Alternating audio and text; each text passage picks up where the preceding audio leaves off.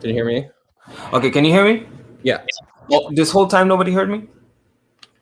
I think you were muted for much of that, and then I Okay. saw the muted sign went away, but for some reason I still couldn't hear you. Can you hear me now? But I can hear you now. Can you hear me now? Yes. Okay, perfect.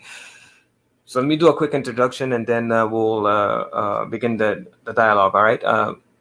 Welcome to another episode of Your Way or Yahweh, tested by fire, and our mandate is as stipulated in 2 Corinthians 10:5. We destroy every argument and every lofty opinion raised against the knowledge of God and bringing every thought captive to the obedience of Christ. So today we're going to be discussing with a couple of skeptics and on the specific issue of the 7-day cycle proof that I use as a demonstration or evidence that Jesus is sovereign over all nations. I use two infallible propositions. Number one, God is the author of the 7-day cycle. And proposition number two, he predicted its universal application as a sign or as a demonstration of his power over all nations. So that being said, give me a second. There's somebody else on the stream. All right. So I'm just going to finalize the introduction and then you guys can jump in. So we're going to be addressing this issue. I believe this is the people who are familiar with my work. They've seen me defend this proof multiple times. Multiple people tried to refute my argument, but I believe they all failed. All you've seen is a couple of desperate attempts, a whole bunch of diversions, and a whole bunch of false information. So today, again, we're going to put my argument to the test, and if anybody can argue in a substantive way against my propositions, I will become an atheist. I've said this multiple times. You guys, if you're familiar with my work, you already know this. And I want to make it clear, I'm not a ministry. If you're looking for a ministry, I would refer you to Prophesy Again TV and Corner Fringe Ministries. I don't agree with all of their beliefs, we'll say, or tenets of their faiths, but I believe they are part of the table, part of the fold, and they will be able to help you and guide you on the path. So that being said, as you are studying the word yourself, so you can test everything they're telling you. So be a good Berean, testing everything, making sure it aligns itself with scripture. All right. I have another person here. Give me a second. All right. So we're going to finalize here. So again, we're going to be putting my argument to the test, the 7-day cycle proof. Two propositions. Number one, the God of the Hebrews is the author of the 7-day cycle. Proposition number two, he predicted its universal application as a demonstration of his power over all nations. I believe this is a clear this is clear evidence that he is sovereign over all nations by the fact that he is able to subjugate our reality to his will, to the power of his word. So I'm going to let everybody introduce themselves and we're going to start to engage this issue. So we could start with Chad, since you're the first one that came in. Okay. Well, I'm Chad. I just stumbled across this channel randomly, and I wasn't quite sure what I was in for today, because I thought it was gonna be a one-on-one, but this is fine as well. And I actually told them to come a little later, but they came earlier. So okay. I'm sorry. No, I can always drop off. No. It's all good. It's all good. We're not gonna be talking over each other. Me, I'm really like I want people to hear your position, so that we can actually put all our cards on the table, so people understand where you're coming from, and decide for themselves what position is more accurate and more sustainable. That's it. So nobody's going to be talking over each other. So go ahead. Okay, yeah, and I guess maybe I'll just say a little bit about what led up to me coming on the channel. So I guess I stumbled across your video where you called into some atheist show I'm not really that familiar with, and I asked if you could present the argument in the form of a syllogism, because to me it was just a little unclear, and I don't know, maybe it's just my preference, but I think that there's value in forming an argument that way. And so and then I gave you said, why would I want to do that, or why should I do that? And I explained why, and I gave just what I thought would be a good example of what it would look like if we were to take your argument and put it in the form of a syllogism. and then you that was when you invited me on the show, and so here I am. So I don't even know. I mean, I don't even know your name. Go call me Terry. Tyler. Terry. Oh, Terry. Terry. Okay. And then right. Jason, I think did I see you on Rebecca's channel the other day? Yeah, you did. Yeah. Hi, nice to meet you. Yeah, nice meeting you. I don't think we've ever been in there at the same time, but I think I've seen you on there a few times, and I've been on her channel too. And Atangela, nice to meet you as well. I've seen you before, but we've never spoken before, so this should be a fun conversation. Perfect. So how about Jason? You were the next one. If you want to introduce yourself. Yeah, cool. I'm Jason Torn. I'm an atheist. I have a channel, The Science Ultimatum with Jason Torn. And so I'm a scientist. My background's climatology. And most of my internet stuff, I do a lot of jumping on different people's streams, but I enjoy discussing philosophical concepts around God, around atheism, intersections with science. And I know Tangelo, he and I have chatted a number of times, and I know Terry because he was on another stream where we were discussing this 7-day cycle topic. And Chad, similar to what you were bringing up, I think that some of the topics were also to formulate it into some type of syllogism or propositional argument, and to really try to break it down to understand the specifics. And I think that was the reason why we were going to chat, was to kind of get into the nitty gritty of some of those pieces. No problem. And Otangelo, if you want to introduce yourself, the reason why you're here, and your objections, because I heard, we spoke and you said you had a couple of objections. So explain yourself without going too deep, and then we're going to address whatever concerns you have. Yeah, I mean, it's not that I have objections, but I would like to understand the argument a little bit better. Okay. I think that in order for any argument to be effective, you need to be able to express it in a way that anyone can understand it. I had a little bit difficulty, and still have. That's why I asked you to clarify it a little bit better. I think that syllogisms are a great way to make an argument, and if you can put it into a syllogism, I think that would be great. Now, if I'm not mistaken, you put one of the premises based on Jesaja 66:23. I'll quickly read it here, and it shall. Oh, wait! Before we do that, because it seems like you're gonna address it right now. Let's it's a quick introduction, and then we'll go step by step and address whatever concerns you guys have. So, from what I heard so far, you want me to put it in a syllogistic format. It is just a suggestion. I mean, I do agree. The reason why I'm not doing this is because the people who are going to be watching this, my people who are really concerned with, because I've used this argument as evidence to demonstrate that what I believe is most people are not truly skeptics. I don't believe anybody. If you were a skeptic before me, before interacting with me, after me, I don't believe there was any. You're able to maneuver and suggest that you're still a skeptic. So, I believe my argument is understandable for anybody from any level or any level of whether you're rich or poor, smart or less smart, whatever your case may be.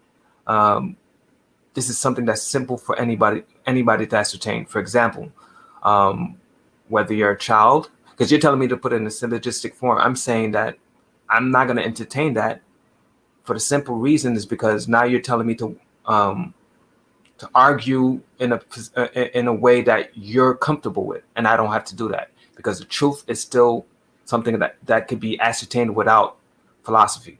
Can I ask you a question on that? But my challenge to you guys, no, it's going to be quick. My challenge to anyone who wants me to put it in this, like I did the last time with Leo Phyllis, who ran away and diverted from the issue at hand. I challenge anybody to take my propositions, to put it in a syllogistic format, and show me any other alternative than the conclusion I came up with, which is what? Jesus is sovereign over all nations. This is incumbent on you if you really are interested in trying to figure out if this is something that is logically sound. How about you reverse it and show me any different conclusion? If you cannot do that, then I don't see why I should entertain and put it in a syllogistic form. So go ahead. Yeah, Yeah, the I first just thing wanted to that I ask would you- suggest is that Wait. back Okay, go ahead. back up the premise, right? That's why I try to bring up immediately Isaiah 66:23. So if you have other versicles, please provide them. But I would like to have, first of all, a clear premise of the argument. No problem. So I'm going to do that for you. Let me just hear what Chad was going to say. Before we get into that, I just want to get clear on something. So when theists and non-theists alike say to you, you know, the way you present the argument, it's not very clear to me. Do you think we're just like straight up lying to you? Or do you think that we're being sincere?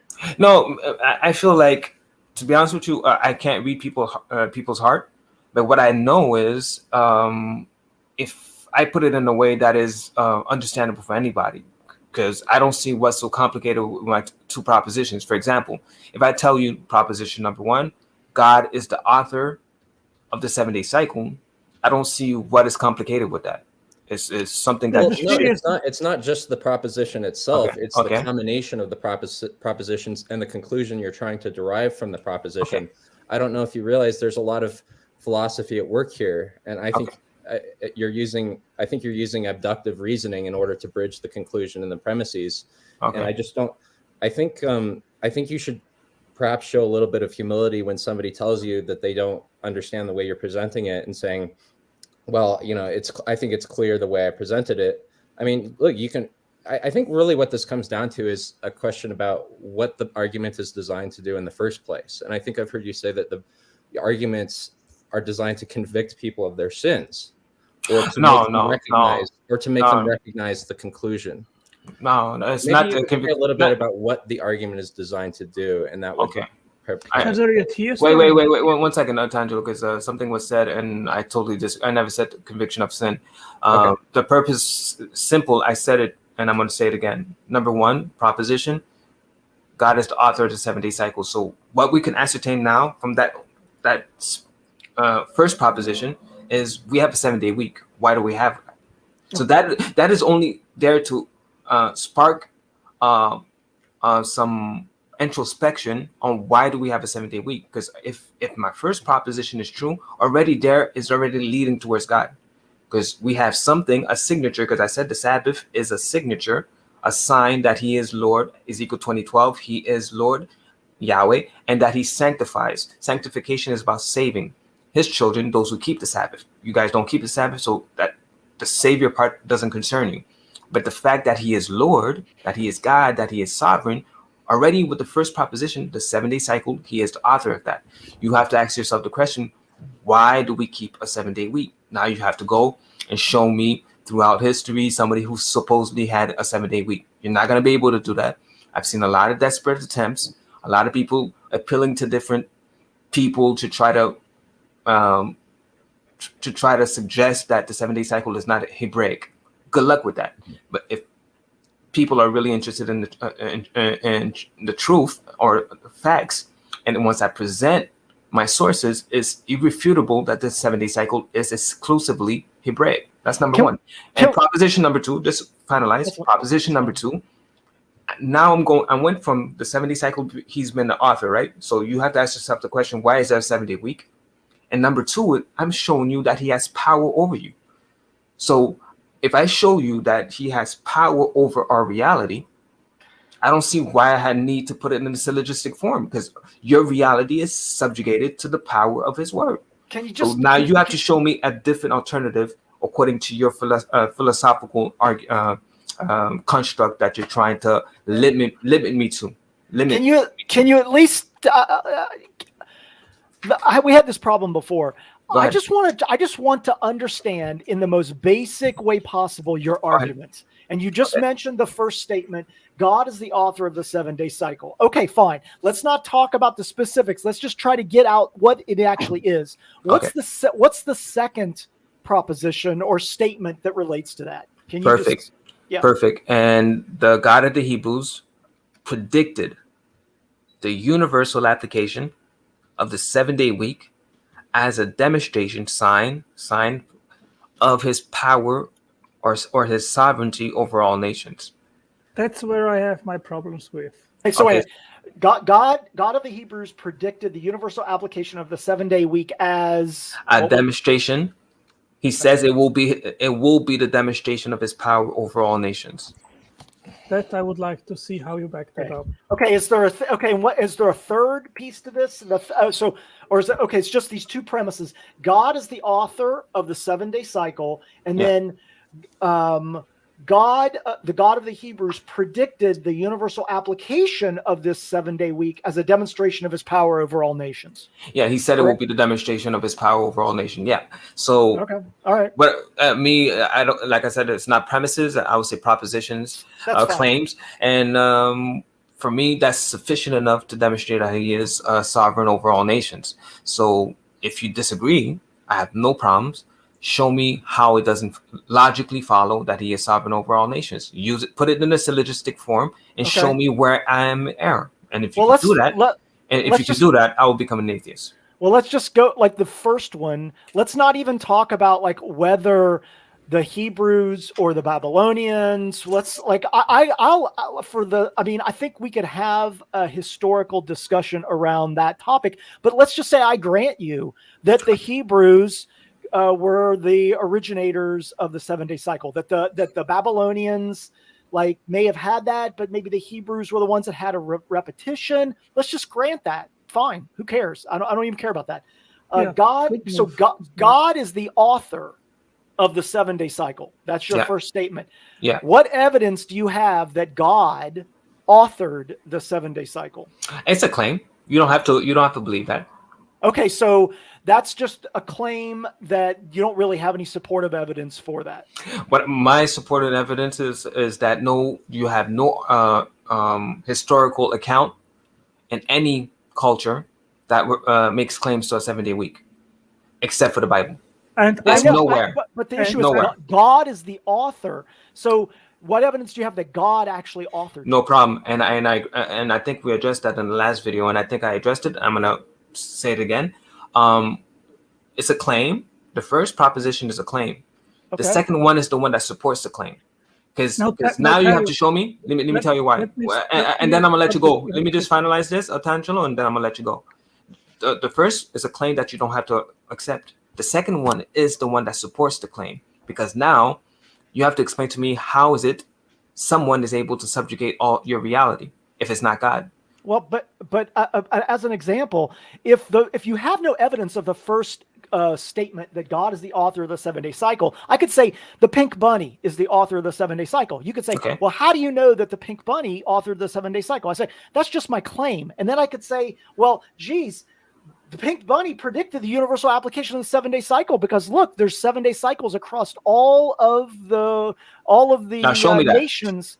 Well, show me the pink bunny. Show me the pink bunny made any prediction in any manuscript. Show me God made any predictions. Oh, Isaiah 66:23. That's just a claim. That's just something written. Oh, no. Your objection is not analogous. Let me tell you why.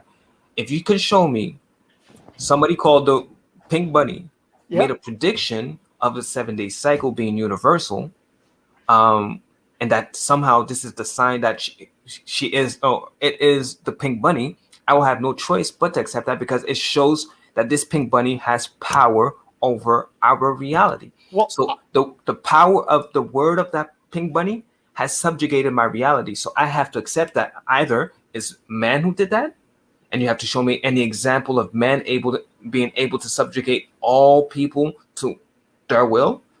You have no example of that. It has to be. This is a lot of long-winded discussion on the topic. You're just kind of gish galloping over this topic. What was the point? What's the point I'm making? The point is you don't have any actually evidence for this God who authored it. You're just speculating. What's the definition of God? What's my definition of God? I don't know. What is it? Okay, let me repeat my second proposition. And the God of the Hebrews, you don't have to accept that. predicted, so there's a prediction, the universal application of the 7-day week as a demonstration of his authority you said over it all several nations. times. So when I'm saying God, so when Terry, I'm saying stop, God, stop, wait, stop. Tangelo, But you have no evidence of God. Tangelo, We one hear this second. about 3 or 4 times, so we know. I know, but saying. I'm gonna address it, and I'm gonna let you speak. I would really like to come to know how you back it up in the Bible. I'm gonna get that. You have a whole different objection than Jason. Let me finish with Jason, and then I'll get to you. So the very fact, my definition of God is the one who created the earth, and he has authority over the earth. So the fact that I showed that he has authority over the earth, and this is exclusive to him, is good enough for me to say the God of the Hebrews in my propositions. If you disagree, no. If you're going to say that, because it's one thing to just make a statement. You have to show me why the fact that he has authority over all nation and every nation has been subjected to his will is not sufficient enough to call him God, as per my definition, the one who has authority over all. I don't have to do any of that. You're the one making it. Okay.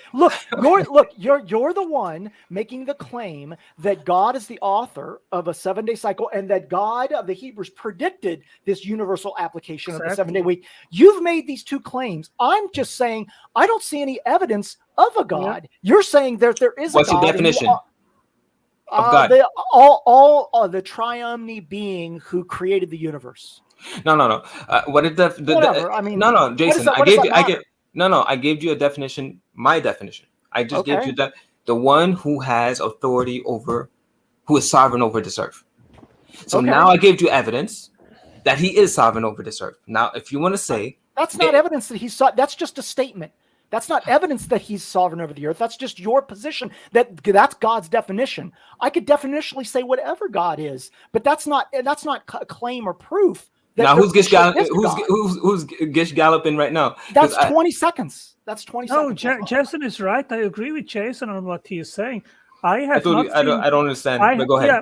Well, your first problem, Terry, is this. You are claiming that you are basing your argument on Isaiah 66:23. So let's have a look what it says. Go ahead, please. And it shall come to pass. And perhaps we'll continue again what Jason said. Go ahead. I think that Jason's objection is my objection. So Isaiah says, and it shall come to pass that from one new moon to another, and from one Sabbath to another, shall all flesh come to worship before me, said the Lord. It doesn't say anything here that God will be sovereign of all nations, which is part of your argument. So I would like that you back up your premise with what the Bible actually says. Okay, so let me ask you a question now. It says from Sabbath to Sabbath. Let's leave the new moon to new moon because it's irrelevant to my argument. Yeah. From Sabbath to Sabbath, will all flesh, right? Are you flesh? Yeah. Every flesh on this earth, right? So he's talking about being sovereign because all flesh will come to do what? Worship him. So all flesh. Yes, before me, say the Lord. So who wait, listen. Worship? The Lord, the God Lord. of the Bible, right? The Lord. So my question to you is, but the God of the Bible, right? Yes. Let me ask you the question. So when it says all flesh, this pertains to his sovereignty, yes or no? It says all flesh before me. It doesn't say that they will worship other gods. It just says. Angelo, I didn't talk about other gods. Try to keep it simple. I'm trying to go step by step here because I think it's so easy to understand, even a child can understand, but no problem. All flesh will come to do what? Worship. Is this not a question of sovereignty? Yes or no? Well, let's say that the whole sentence here, shall all flesh come to worship before me, said the Lord. That says about the Lord of the Bible, not other gods. I do agree with that. I'm going to repeat my question.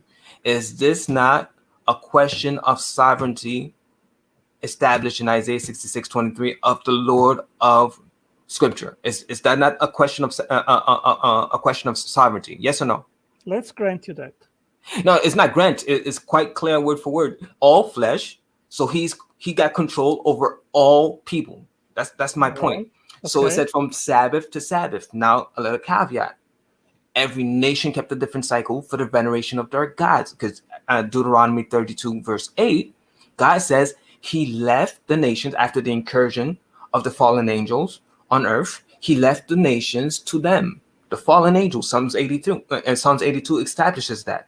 And Jesus says, and he says in Deuteronomy 32 verse 8, but he made Israel his inheritance.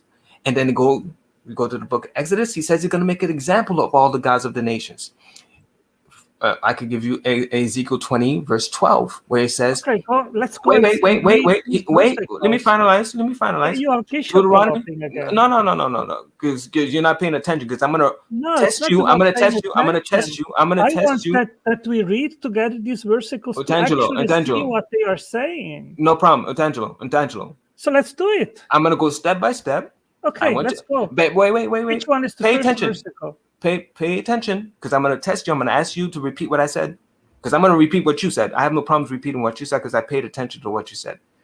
Isaiah 66:23 is about sovereignty. That's quite clear.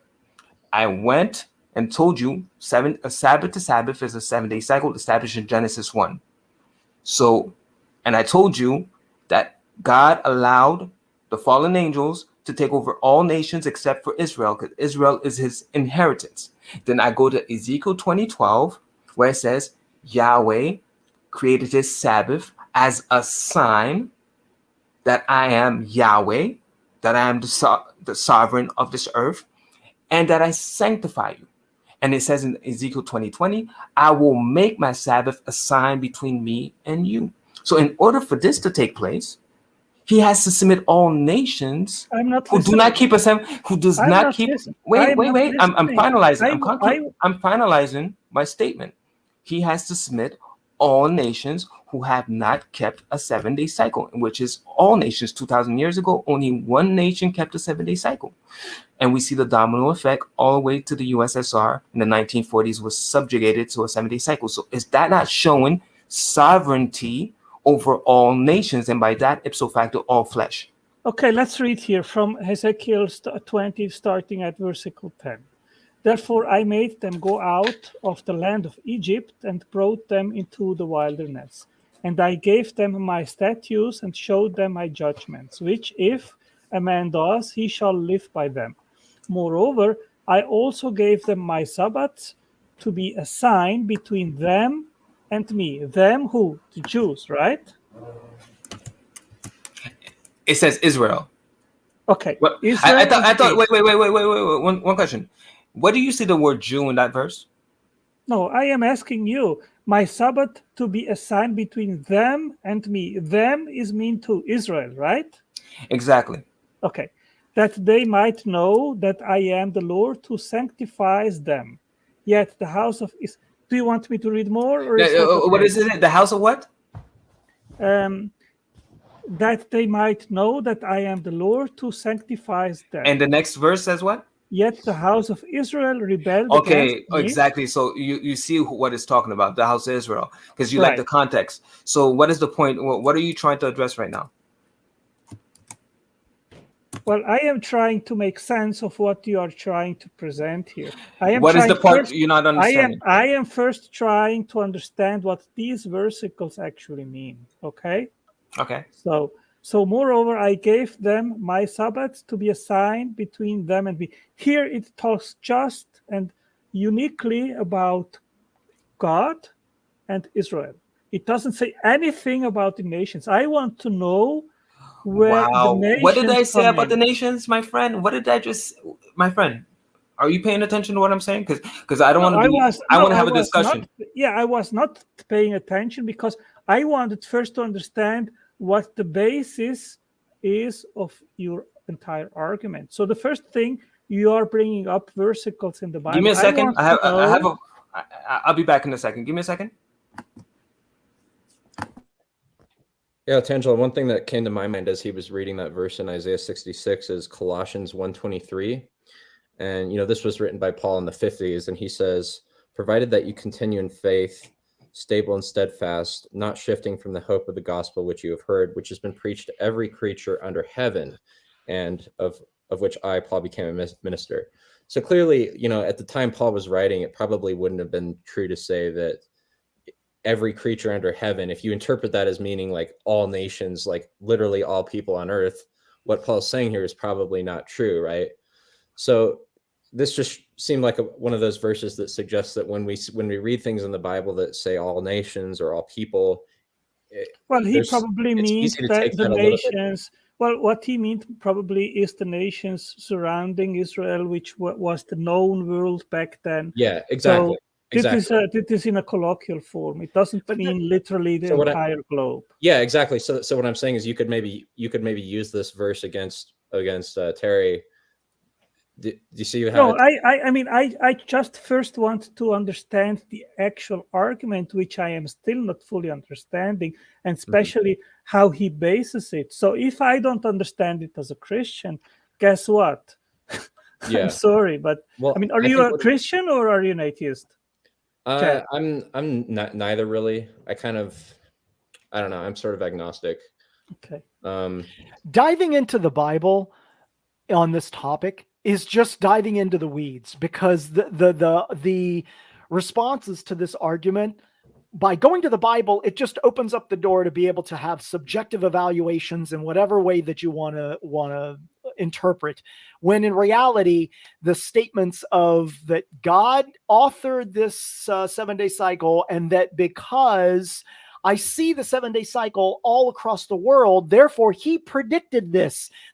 This is a completely flawed perspective. I think what's happening is he doesn't realize that he's reasoning from a certain presupposition. I think he has this presupposition where unless you can, first of all, I don't think he understands what deductive reasoning is. He's using an abductive argument and he thinks he's using deduction, but I think he's thinking, well, if we can't think of any alternative means by which this prediction could have been made, and let's just assume, I'm inclined to just grant, for the sake of argument, that it was predicted and that the prediction came true. Well, the thing is that I've not yet seen the versicle in the Bible which makes that prediction. Yeah, that's why I want to go. That's why I want to go through all the versicles which he says are relevant to what he is saying. I want to actually see what the versicles actually say, in what context, what is meant by that, and then from there I want to go on. But I think there's a place for that. I think there's a place for that kind of objection, and I'm going to sit back and let you have your dialogue with him first. Although I'm kind of more on I'm coming at it from Jason's perspective, where I want to target the actual reasoning behind this. Because I'm sorry. It's quite literally a non sequitur. And I think best way to go about combating this might be to just, well, first of all, show him that as soon as you ask somebody, provide an alternative explanation or provide an explanation as to how this came about, how this prediction was made, or how it came I want to know where this prediction is in the Bible. I've not yet seen it. Fair enough, but I could just tell you, Terry's probably going to say that he's going to come back with his own interpretations of different verses of the Bible, and he's going to say this particular verse, actually, my interpretation of it is it's predictive of that, and you're going to say that verse is not predictive, and then you guys going to be exactly. Then it breaks down, because then you have no case to present to an atheist, because he can just say, well, my interpretation of the versicle is different than yours, so he's right. Okay, let's bring it back to what you were saying, so we don't go all over the place. Tangelo, you were saying that Ezekiel 20:12 is not suggesting that all nations will be submitted to a 7-day cycle. Is that what your position? Yeah, I've not seen anything that is related to nations. I'm just seeing God speaking to Israel here. Okay, let me ask you a question.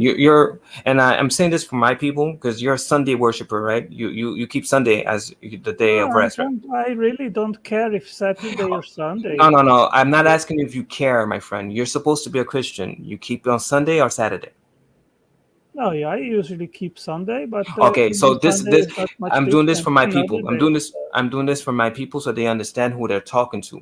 Because Ezekiel 20 is referring to Israel. Verse 20, verse 12 says, I made a sign between you and me, the Sabbath as my sign between you and me. And then it says, verse 13 is saying that they disrespected or didn't keep his covenant, so that's why you should notice that they were scattered to the four corners of the earth. You know 10 northern tribes were scattered on to the four corners of the earth. Okay, So they're what in the sign nation. is that? So what sign is that? No. Answer my question. Listen, My Sabbath Tangelo, to and be a Tangelo. sign between them and me. Okay, so he's talking that the Sabbath to be a sign between them and me, that they might know that I am the Lord who sanctifies them.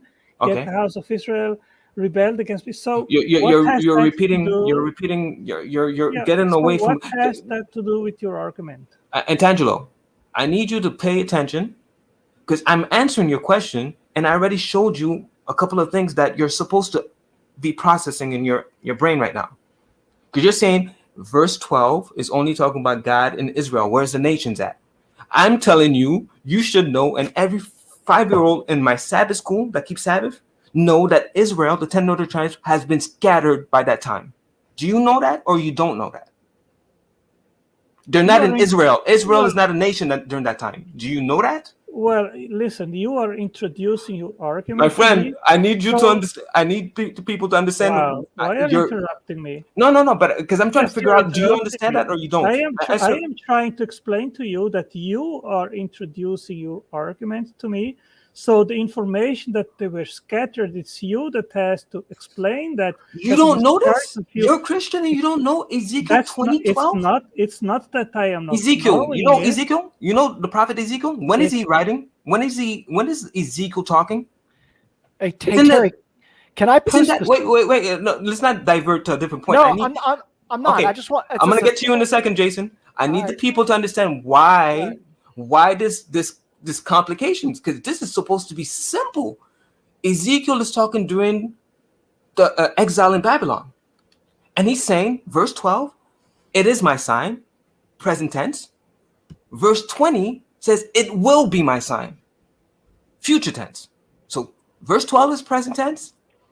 Past tense. Yes, verse 12 is past tense. Is in regards and verse Israel, 20. Now, let me just find out. Hey, let my nation. people understand. I need my people to understand because they're going to be watching this later on. Verse 12 is past tense. Verse 20 is future tense. They're scattered on the four corners of the earth. All nations kept a different cycle. So in order for the Sabbath to be a sign between God and them, the nations where they're scattered to has to be submitted to a 7-day cycle. Do you understand my point now?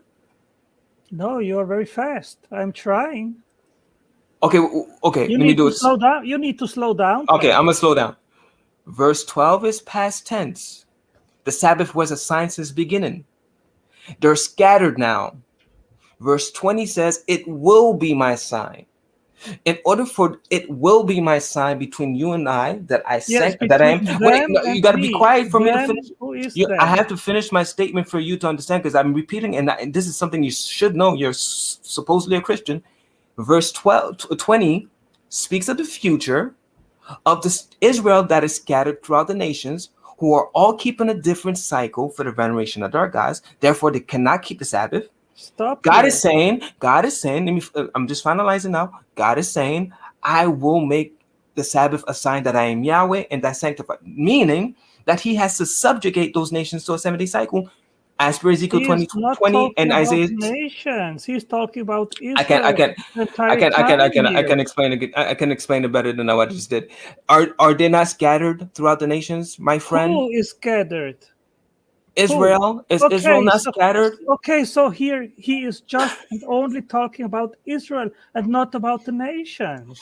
They are scattered in the nations. They're in the nations. Okay, but he's just talking about Israel, not about the nations. The nations. So let me understand. Let me paint the picture that you're trying to paint to the people. Right. So you're saying that the Israel, God is only speaking to Israel. So when it says I make the Sabbath a sign between me and you, you're saying that they could have a Sabbath without a 7-day week. What I am saying that nowhere does it talk here about nations anywhere. I just asked you a question. I just asked you a question. Why are you interrupting me?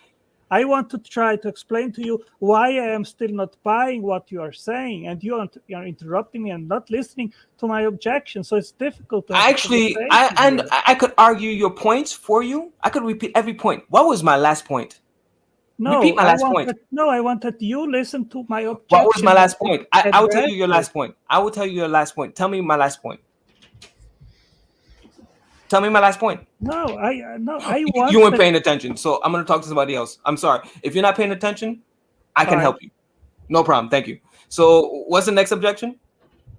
Well, before I do that, Terry, I know that you were like Lady Avon was thinking about coming in, and Yeah. Did you want to give her the link? Because I think We could do that. She's an atheist as well. I don't know. I don't know if she is or not. Okay. She might be. So because your friend Otangelo suggested that this is your objection. This is not your objection. Your objection is me putting God of the Hebrews in my propositions. So you're testing whether or not the God of the Hebrews should be in my claim to begin with. And my response to you is my second proposition demonstrates it comes from God, from the fact that he's able to subjugate all reality to his will. Okay, but the whole structure of your two premise argument is that proposition, not premise. But go ahead. Whatever you want to call it, it's fine. There's these two statements that God's the author of the 7-day cycle, and then God predicted this universal application. So, I guess this thing revolves really around you knowing that God is the author of the 7-day cycle, and I guess you're saying that because there's this universal application of the 7-day cycle, that somehow is. I didn't say that. You're misrepresenting. Well, okay. So what you said was God of the Hebrews predicted the universal application of the 7-day universal. Week. Okay, so as a demonstration. Okay. Of his power. Okay. Okay. So add those three things. Okay. So you're saying that God he predicted this universal application as a demonstration over the power of nations, but you don't have any actual proof that God is the author or predicted this. What evidence do you have of that whatsoever? What's the alternative? What's the alternative? Give me the alternative. That it just happened, that 7-day cycle occurred based on societies interacting with each other, and over time. How do you fit that with the fact that every nation kept a different cycle? Well, veneration to our God. Well, look, we talked about this on the previous stream. Is that the 7-day cycle really was spread by the Roman Empire? The Roman Empire. Make that argument. Make the argument. Show me that the Roman Empire did that. That the Roman that the 7-day, let's say this, the 7-day cycle originated with the Babylonians and was carried on with the Hebrews, and because of the Hebrew Christian association with the Roman Empire, and then further on the Holy Roman Empire, which spread throughout the Europe and Africa, that instituted the 7-day cycle, and it was really because of this societal spread of nations conquering other nations. That's a very plausible, reasonable and I respect that better. Now I'm talking to my people. Let me talk to my people for a second. Yeah. When they watch it. Notice now he did two things. He argued against my first proposition, and he argued against my second one. He argued against the authorship, Babylon. And he's claiming it was through human agency. Prediction, no prediction. No, it came through human agency, the Romans. So he understands my argument. Now he's arguing against it. Because the very fact that he's arguing against it shows you he understands my argument. Because he has to do that in order to discredit the fact that it comes from God. Because if he doesn't do that, then I prove that it does come from God. So now now we have taken a step towards going somewhere. Let's address this fallacy that it comes from Babylon and it comes from Rome. Now remember, all my people understand that when you get desperate, and you're unable to validate or confirm a statement you're making, then that shows me desperation, and that shows me that you're looking any way out from the reality of my presentation. So I'm going to give you one challenge. Number one, it comes from Babylon, right? Give me one a primary source that ever makes mention of a 7-day week. Any Babylonian source. Okay, but I will become an atheist right now. You should give me any quotation that makes mention or refers to a 7-day week and any primary Babylonian source. Don't tell me what the encyclopedia told you. I don't care about what they say. Wait a second. Refer me to primary source. But okay, I'm first of all, I'm not a historian, but we can try to do that. But just wait a second. Your statement to me was when I questioned you having any evidence for this God did this prediction or God was the author. What your response was to me, what do I think caused it? Now we're saying there are your position and my position. Which one is more reasonable? Is it more reasonable that societal outcomes are the cause of a 7-day cycle, or a disembodied mind, of which you have no evidence that there even is a disembodied mind that created the universe, predicted this? You've got a claim and I've got a claim. Which one is more reasonable? Is it? And you want to say to me, now I'll address your Babylonian piece. When I said the Babylonians came up with the 7-day cycle or the concept of it, that then went to the Hebrews, that then went to the Roman Empire, you are immediately latching on to say, how do you know it's the Babylonians? That's not a foundation for my argument. Let's say it's not the Babylonians. Let's say it was the Hebrews. Say it founded with the Hebrews and it wasn't the Babylonians. It still could have said it went from the Hebrews to the Roman Empire and it spread through societal mechanisms. It's not like you're getting caught up on trying to pull a string out on my position, when in reality, what I'm saying is very plausible and reasonable, but you have no evidence for an actual. Okay, Jason, let me address a couple of things, and then I'm gonna let the other people address what they need to address. Again, when I present them argument, they try to act like they don't understand, but out of nowhere, he presented two arguments that goes against my first proposition. Number one, authorship, and number two, he went to prediction by saying that it came from human agency. I could respect that. Now, you're saying what is more reasonable? Well, if you're presenting false facts or false information, I'm not going to take that as something that's reasonable. You cannot demonstrate or illustrate or give me any evidence of any primary Babylonian source that makes reference to a 7-day week. Do your research. I'm going to let you do all. You have some time to do your research, and we spoke about this the last time. Yeah. I'm sticking to the same guns. I had the same argument I had the last time I spoke to you, and the last argument that I've been having with a whole bunch of atheists and a whole bunch of skeptics. It's been the same argument. I'm finessing the same points. So this gives you guys time to do your research and provide me with the evidence. Give me any evidence of any Babylonian primary source that makes claims to a 7-day week. That's number one. Number two, now you went to human agency, Rome. Number one, the 7-day cycles predates Rome. Number two, Rome has not conquered the world. The Gregorian calendar is not universal. I already said that last time. Ethiopia, Iran does not adhere to a 7-day Gregorian calendar, but it does adhere to a 7-day week. So the 7-day week cannot, the human agency or the Roman Empire cannot account for why the 7-day week is universal.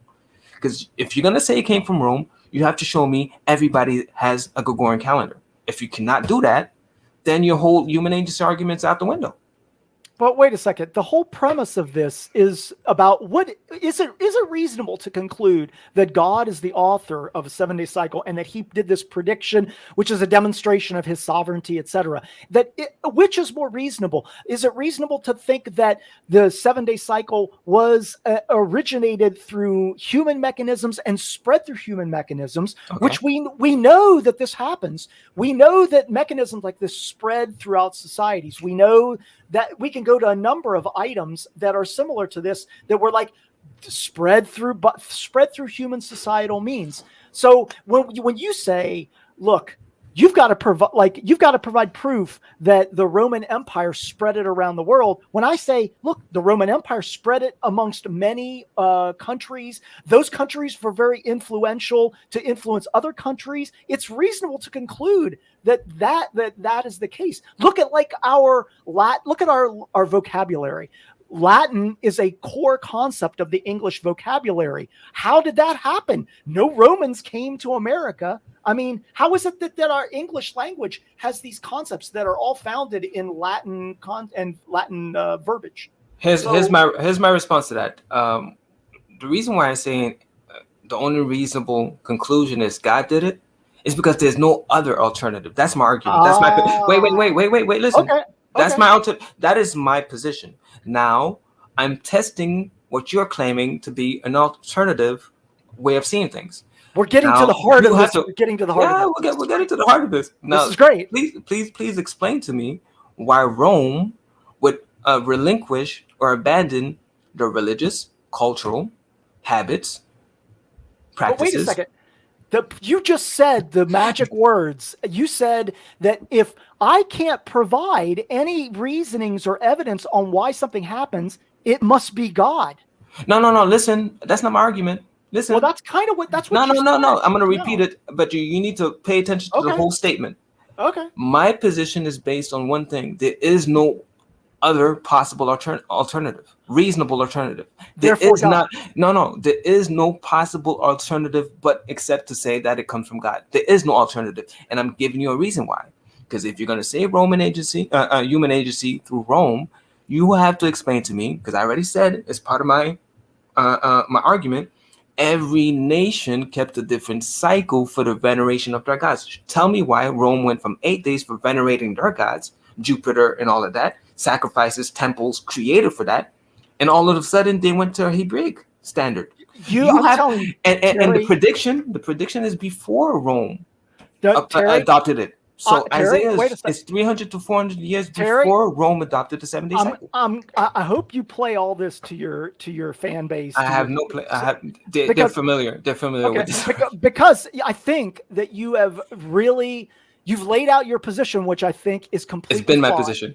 But your position, when somebody says, we don't have an explanation, or you can't provide me an explanation for this, therefore God.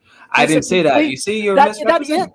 No, I'm not misrepresenting. Say word for word what I said. I'm going to say it one more last time. You have no other reasonable alternative. You're telling me it came from Rome. Wait. I'm gonna emphasize. No other reason. Okay. I'm gonna develop what I just said. You have no reasonable alternative. You try to present one. Rome. I'm saying, wait. Rome had 8 days to venerate their gods. So when you're saying it was propagated through Rome, you have to explain to me why Rome, first of all, abandoned their cultural religious practices. They built temple for this. They had religious days for this. They had so-called Sabbaths for this. Why did they relinquish and abandon all of that while they were the one controlling? This is a classic issue. I didn't finish my statement. But I know what you're saying. So repeat my argument. You're saying that there are no reasonable explanations that I can provide that suggest that a 7-day cycle originated through societal means. Therefore, because I cannot provide reasonable explanations, which I don't think is the case, but let's say that because you're saying I cannot provide that the only conclusion that could be formed from that is that God did it. Because he predicted it. Because it's predicted that he said that this will be the sign. I'm glad that we're clearing on this because you are the classic God of the gaps argument. No. It's not that. There's no gap. I could say I have. I'll even grant you. I don't agree with this, but I'll just for the sake of argument. Let's say I have no way of knowing how the 7-day cycle came. No, you don't. You don't. If you're not saying that, don't give me. Don't give me. I have no. I don't care. No, you don't. You don't. You tried with Rome. It doesn't make sense. I have no. Okay, that's not an argument for God. Wait. Let me repeat again. So I not knowing how the 7-day cycle. I didn't say you're not knowing. Not evidence for God. That's not my argument. Zero evidence for God. Jason. Doesn't prove I God want my people. No problem. I want my people to again see how he's switching my words. Not knowing. I didn't say not knowing. I'm saying that there is no reasonable way for you to come with an alternative. That's my position. If I wait, let me finalize my statement. You made a claim. Rome. Don't divert. Fine. Wait, Jason. I'm doing this for my people. I'm doing for this. I want people to understand how they go from. It's like musical chair. They go from one position, then when they get caught, they go to the next position, and then they go to confusion. You have an untenable position. No problem. So let me make my statement. You made a claim it came from Rome. Sure. I'm telling you. First you did Babylon. You not be able. I asked for one simple a reference of any Babylonian primary source that makes reference to a 7-day cycle. You still have not provided it. So I went to your authorship, smacked that out at the park. That's number one. And number two, now I'm going to your human agency argument. And what is the whole point of doing that? What is No, the no, no, point wait, of- wait, wait, wait. No, You I'm made the asking, argument. You made the what's your argument. I didn't make the argument. What is your point? Let's get this. Let's go right to the gist of the issue.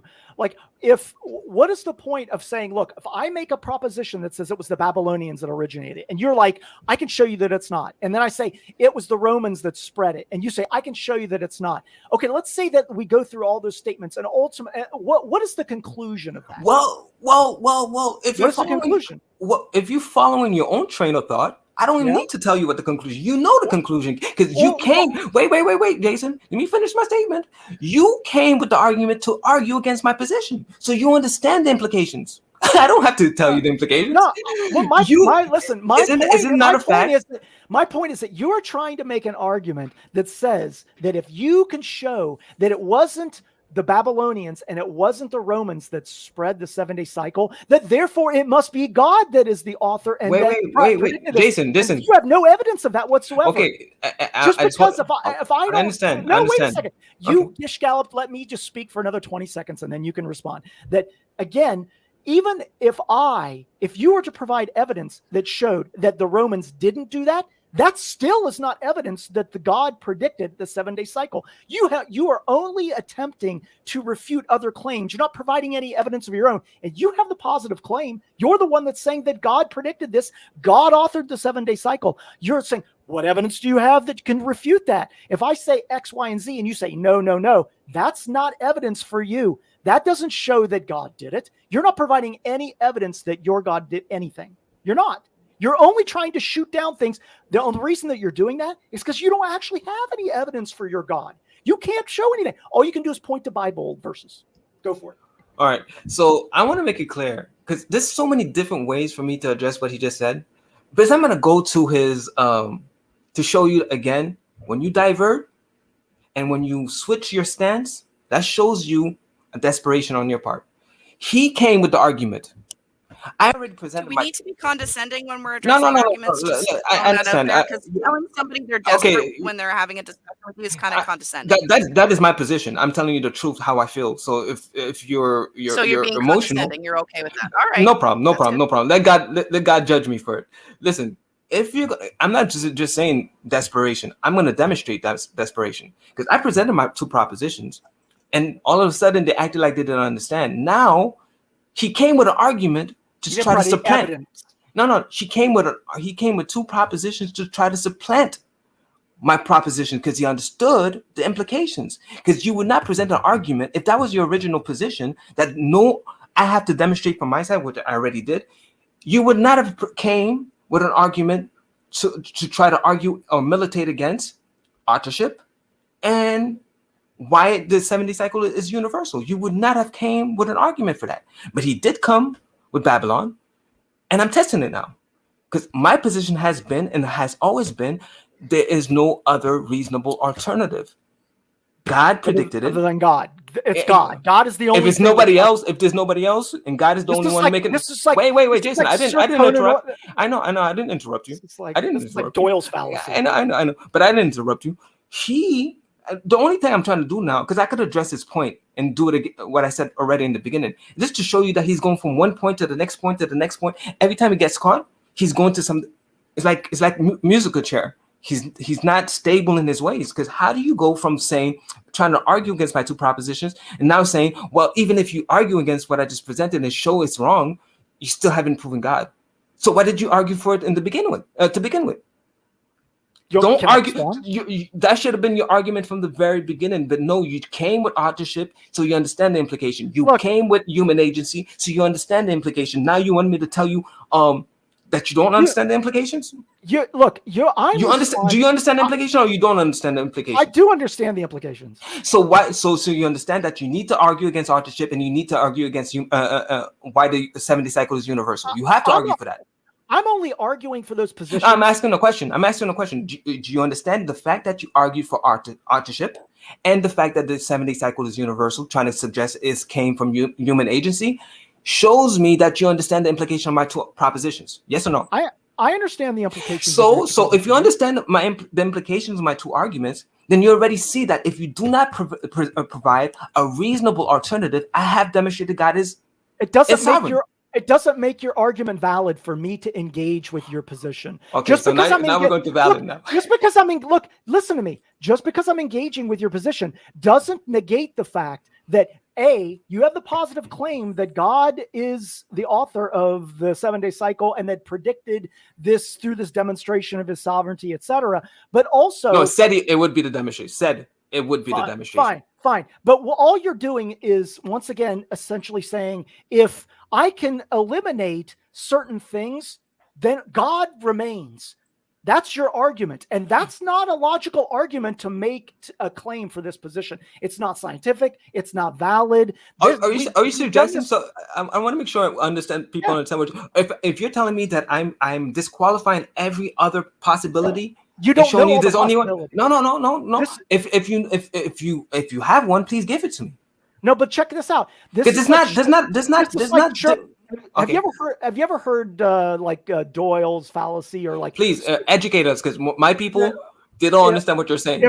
Educate us. Like Sherlock Holmes said, there was a statement from Doyle, from Sherlock Holmes, that said that if I eliminate all possibilities, that which remains must be true. That's a complete fallacy. Why? Because you may not know all the potentialities of how something could happen. And if you say, look, I've eliminated X, Y, and Z, but therefore this option here, which is only thing that remains, must be true. But that is only if I know everything. There are to say. No, I don't need you to know everything. This is your position. Your position. No, that's not my position. Listen. Your position is, my understanding of your position, you can clarify it, is that if you can eliminate all the potentialities that I come up with, that's just listen. All reasonable. Fair enough. That therefore what remains is God.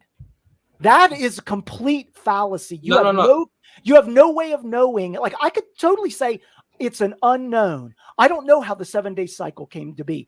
And that still isn't proof for your God. It just means we don't know.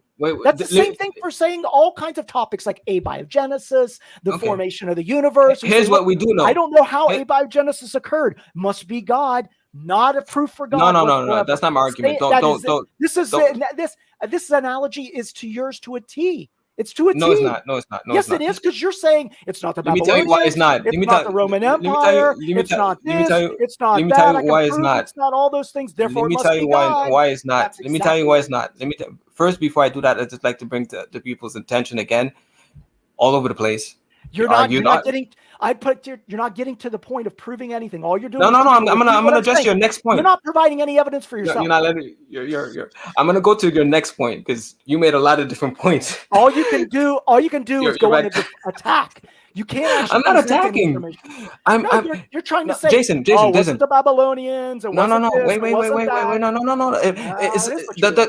The point I'm saying is, when you're making false claims and things that you're not able to substantiate, it shows me desperation. That's the reason why I said desperation. I could make an argument for the Roman Empire, but I choose to engage in this position. No. Because the position that I'm making about this goes to the heart of this issue. You can't refute it. You can't provide any evidence. All you can do is say, if I pull a thread on the Roman Empire piece, if I pull a thread on the Babylonian piece, that somehow gives justification for your position. When in reality, it provides no justification. Wait. So I want to make my people understand. He's saying me arguing against the Roman, the means that the 7-day cycle came through Rome, human agency, is like pulling a thread. So what he's saying to me is, picture this. He's saying that Rome, an empire who governed over Israel, somehow, for some reason, went against their cultural, religious practices. They built temple for this. There was a temple for Jupiter. And on a specific day, every 8th day, they would have to offer a sacrifice. Now, he's telling me they would relinquish all of that, abandon all of that, to somehow hijack a 7-day cycle, which is specifically Hebraic. Now, you need to explain to me, how does that work? What do you mean, how does that work? How did the Holy Roman Empire form? Like the whole, like obviously there was Christian influence that spread throughout the region, and the Roman Empire got commandeered. So-called Christianity was 400 years later. There's a reason why the Roman Empire specifically adopted Christianity, though. So, and we're not even addressing that. So, if they became a Christian nation, then that would reasonably believe that they would take on the 7-day cycle. I understand that, Right. lady. Here's the issue. They already adopted the 7-day cycle in 70 AD, way before it became so-called Christianity, and it was not Christianity, but way 300 years before it became so-called Christian. The Julian calendar was in 70 AD, so they already had the 7-day cycle implemented in their in conjunction with the 8-day cycle. So they already were familiar with the 7-day cycle. So again, history could help you guys. So again, I want to make it clear what this guy is trying to say. So he's arguing for Rome, human agency. So the Rome abandoned all their cultural, religious practices. Okay. To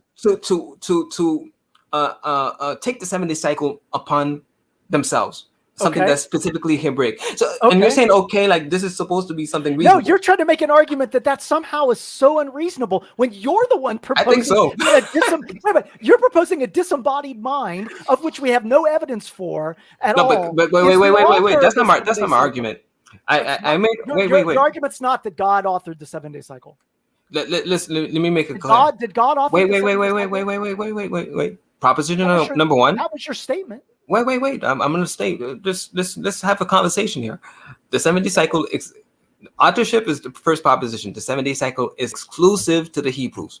I could support that historically. That's not what you said. You said God authored the 7-day cycle. That okay. I wrote it down. Okay, no problem. We could. I thought that's what I said. I'm sorry. The God of the Hebrews, the authorship of the 7-day cycle is exclusive to the God of the Hebrews. He authored it. Exactly. All right, you have no evidence for that disembodied. It's a claim. I told you the first claim is not the one that demonstrates that.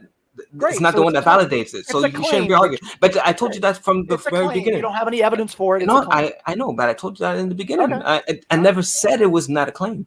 The second proposition supports the claim, validates the claim. The God of the Hebrews predicted. You have to address the prediction. Wait. You have to address the prediction. Isaiah 66:23. You have to address that. The universal. Huh? It says. I predicted it. It shall be. It's talking about the future. Look. Let's not go. Let's not play games. I don't want to get in the Bible because the Bible's just subjective. But that's no problem. So prediction. You have to address the prediction. Next thing you have to do, the fact that it's universal. So it's not just a prediction in a certain region. It's universal prediction. The 7-day cycle as the demonstration. He says, "This is my sign. This is my signature that I am Lord over you guys." He said this would be my sign. This is the third thing that you have to address. That he said it would be his sign. And now you're telling me. Did he say it or was it written in the Bible? The scriptures testify that's what he said. Now you don't have to agree. So you don't have to prove. You don't have to prove. You don't have to agree with it, lady. That the Bible is true. That provides a problem because the Bible was written by what? Who? Men. So then you have the problem of determining whether they were telling the truth or not. So then the truth just say, is in the the pudding. Bible says it when the Bible was written by men. I agree. That's circular reasoning, right? The proof is in the pudding. Your reality shows you it comes from God because he subjugated you to his will in a universal way. Because you keep a 7-day cycle as it was predicted. I keep a 7-day cycle because that's the society that I live in and I have no other choice. And they have been subjected to, every nation has been subjected to his will as he predicted. Of which so that shows you it comes from God. Because you can't give me no example of anything like that ever happened in history. Never. But you can't provide evidence to prove that it does. So that negates. I don't need to show you gravity to show you that things will fall. I don't need to show you God. I don't need to show you God. I don't need to. I can just completely dismiss your premises. Well, first of all, they're not premises. If you have no evidence to support them, then I can just dismiss them. No. What do you mean that I have no evidence? The evidence is your reality. That's the evidence. No, it's not. The 7-day week is the evidence. I just told you that he would make that's because that's the society that I live in. I have no other choice but to accept it. But you have to prove that it comes from God. No. You're telling me it's society. I'm just telling you that now we're going to human agency. I just told you that you are not able. You're not able to. Wait. Let me make my statement because now you're addressing the point. Now you're going to human agency. So you're addressing my second point. My second point is infallible due to the fact that you cannot show me historically or reasonably why Just because every I can't nation. prove your premise wrong doesn't mean that it's truth. So Exactly. no. If you cannot show me reasonably, to prove wait. True. If you cannot that's reasonably, not how it works, though. That's not how making a claim works, though. If you have a claim, you have to provide evidence to support it. You haven't done that. You're just saying, "Oh, you can't disprove my claim, so therefore it's true." That's not how that works. Okay, so let's do let's try to put this in a different way, because I think it's because I'm talking to God about God. Everybody, if I made a claim, No, wait. If I make a claim that I'm sovereign over every single one of you guys, every single person, because I say, wait. If I say I am sovereign over all of you, I'm making a claim right now, right? And then I say, because every single wait. Do you see you're not paying attention? And that's the thing with atheists, like they're too agitated. If I make a claim that I am sovereign over all of you, and I say the proof of that will be that I'm gonna do something that goes against your will, and you're gonna do it. That's not something that. Wait. Something that. Wait. I'm gonna. That's hypothetical, though. So that doesn't evidence No. Listen. If I say I'm sovereign over all of you guys, and I'm gonna demonstrate that by doing something, by implementing something that goes against your will, and you will be subjugated in the universal way. You're telling me that is not showing that I have sovereignty over you? You would have to provide evidence, that you were responsible. The evidence is the fact that you're wait. The evidence is the fact that you are submitting yourself to my will. That's the evidence. But you would have to prove that what I was doing was because of your will. Okay. Something that is exclusive to me. Like, I'm going to tell you to do something that nobody else asked you to do. It's only me. I'm the only one who said 7-day cycle. I'm the only one who said that. And you're telling me now that the fact that you're doing it, I have to prove you again that is me? But you're already doing it? Prove that it was as a result of you, yes. Look, you could. Okay. So you got to show me gravity then. Show me gravity. I could have made a claim. Show me gravity. Wait. I'm talking to a lady. 1 second, I'm gonna let you go. That's fine. The way you're reasoning is now you got to show me gravity is doing something. Because that's basically what you're telling me. I can drop. You accept gravity without seeing gravity. You accept gravity. You see the force. I see the result of gravity every day. Exactly. So you see the result of my prediction. You're keeping it, the 7-day cycle. So you see. See how I'm comparing. I'm comparing. You accept gravity. You're still kind of jumping ahead here because you haven't proven that the 7-day cycle is as a result of God. You're proving your evidence is that it's because it was prophesied in the Bible. Okay. But then we have the problem of the Bible was written by men. So how do you prove the Bible is from God? Inspired by God. That's been the Christian position for. Inspired by God. How do you prove that a man was inspired by God? By the fact that he's able to. Because I can write a book and say I was inspired by God. Does that mean now subjugate me? That's not analogous. Now subjugate me. No, we're just addressing the Bible. We're just addressing the Bible. Submit me to your will. If a man sits down and writes a book and says, make a prediction. I got this inspired from God. Now, give me a prediction that's universal. Give me a prediction that's universal and that I'm subject to. Because that's my argument. That's if you want to be analogous. That's what you're gonna have to do. I'm gonna let you think about it. Jason, go ahead. What you were saying? You're not. We can't hear you. You're. And Chad, if you want to, maybe it's because I can't. Wait. I'm gonna tell something to Chad. I'm not gonna put it in syllogistic form because I don't think I need to for me to demonstrate my case. Okay, that's fine. I'm happy to talk. That's been my position. That's been my position. The last time I did it with Leo Phillips, he tried to put me in that corner, and I said I don't have to. You put it and show me any alternative that's reasonable. Jason, go ahead. I mean, you were kind of bantering around evidence of saying that if you were to say that that you are sovereign over me and that I do something that just coincidentally supports your sovereignty.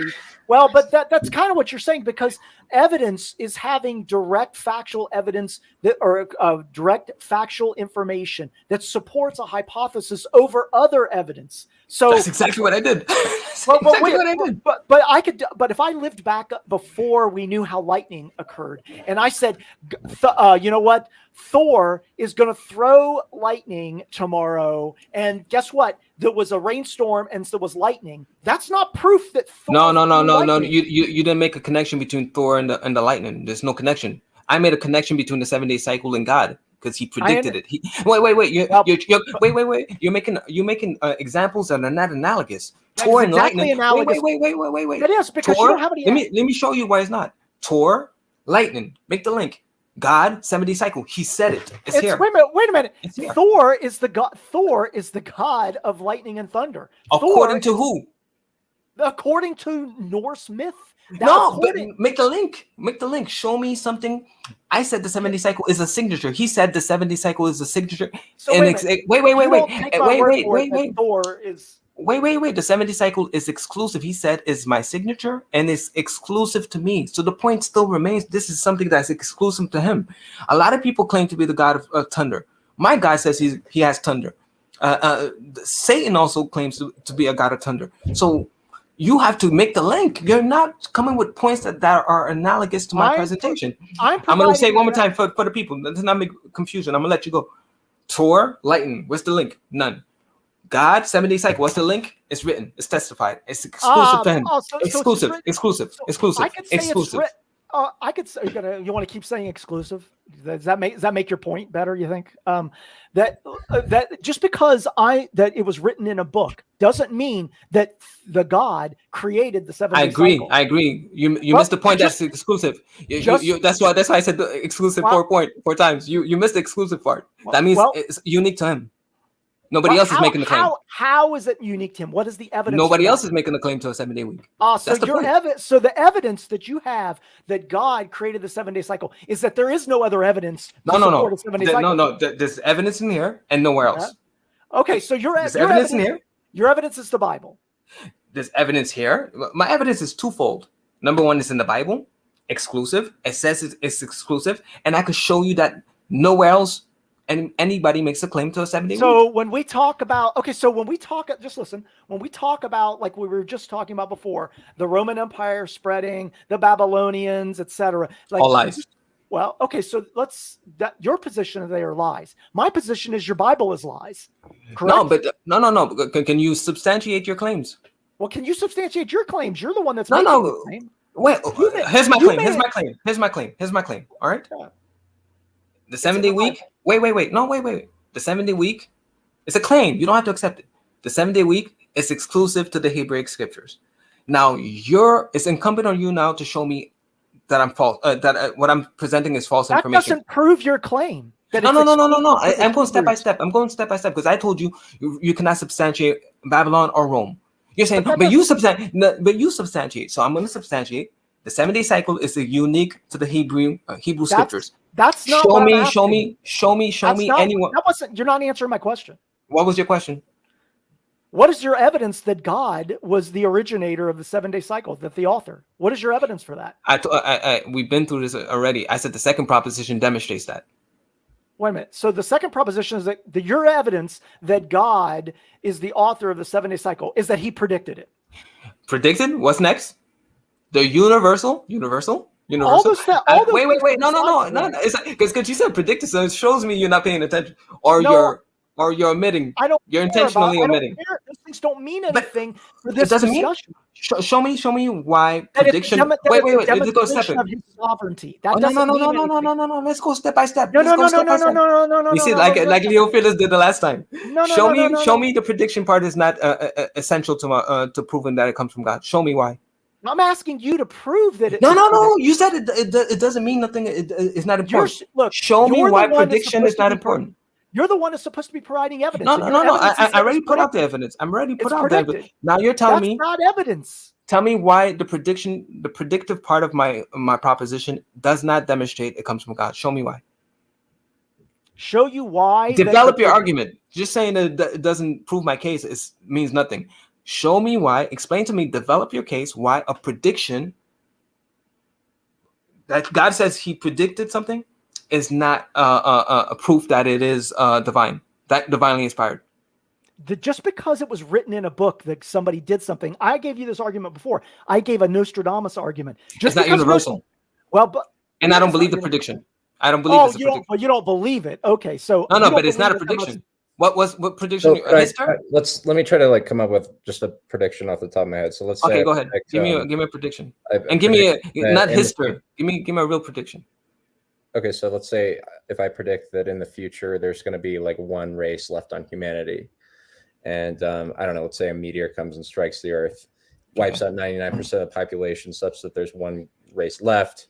And if I tie that prediction to the claim that there's that it's going to be done to establish the authority of whatever God I happen to believe in, would the fulfillment of that prediction necessarily entail that the prediction was given by God?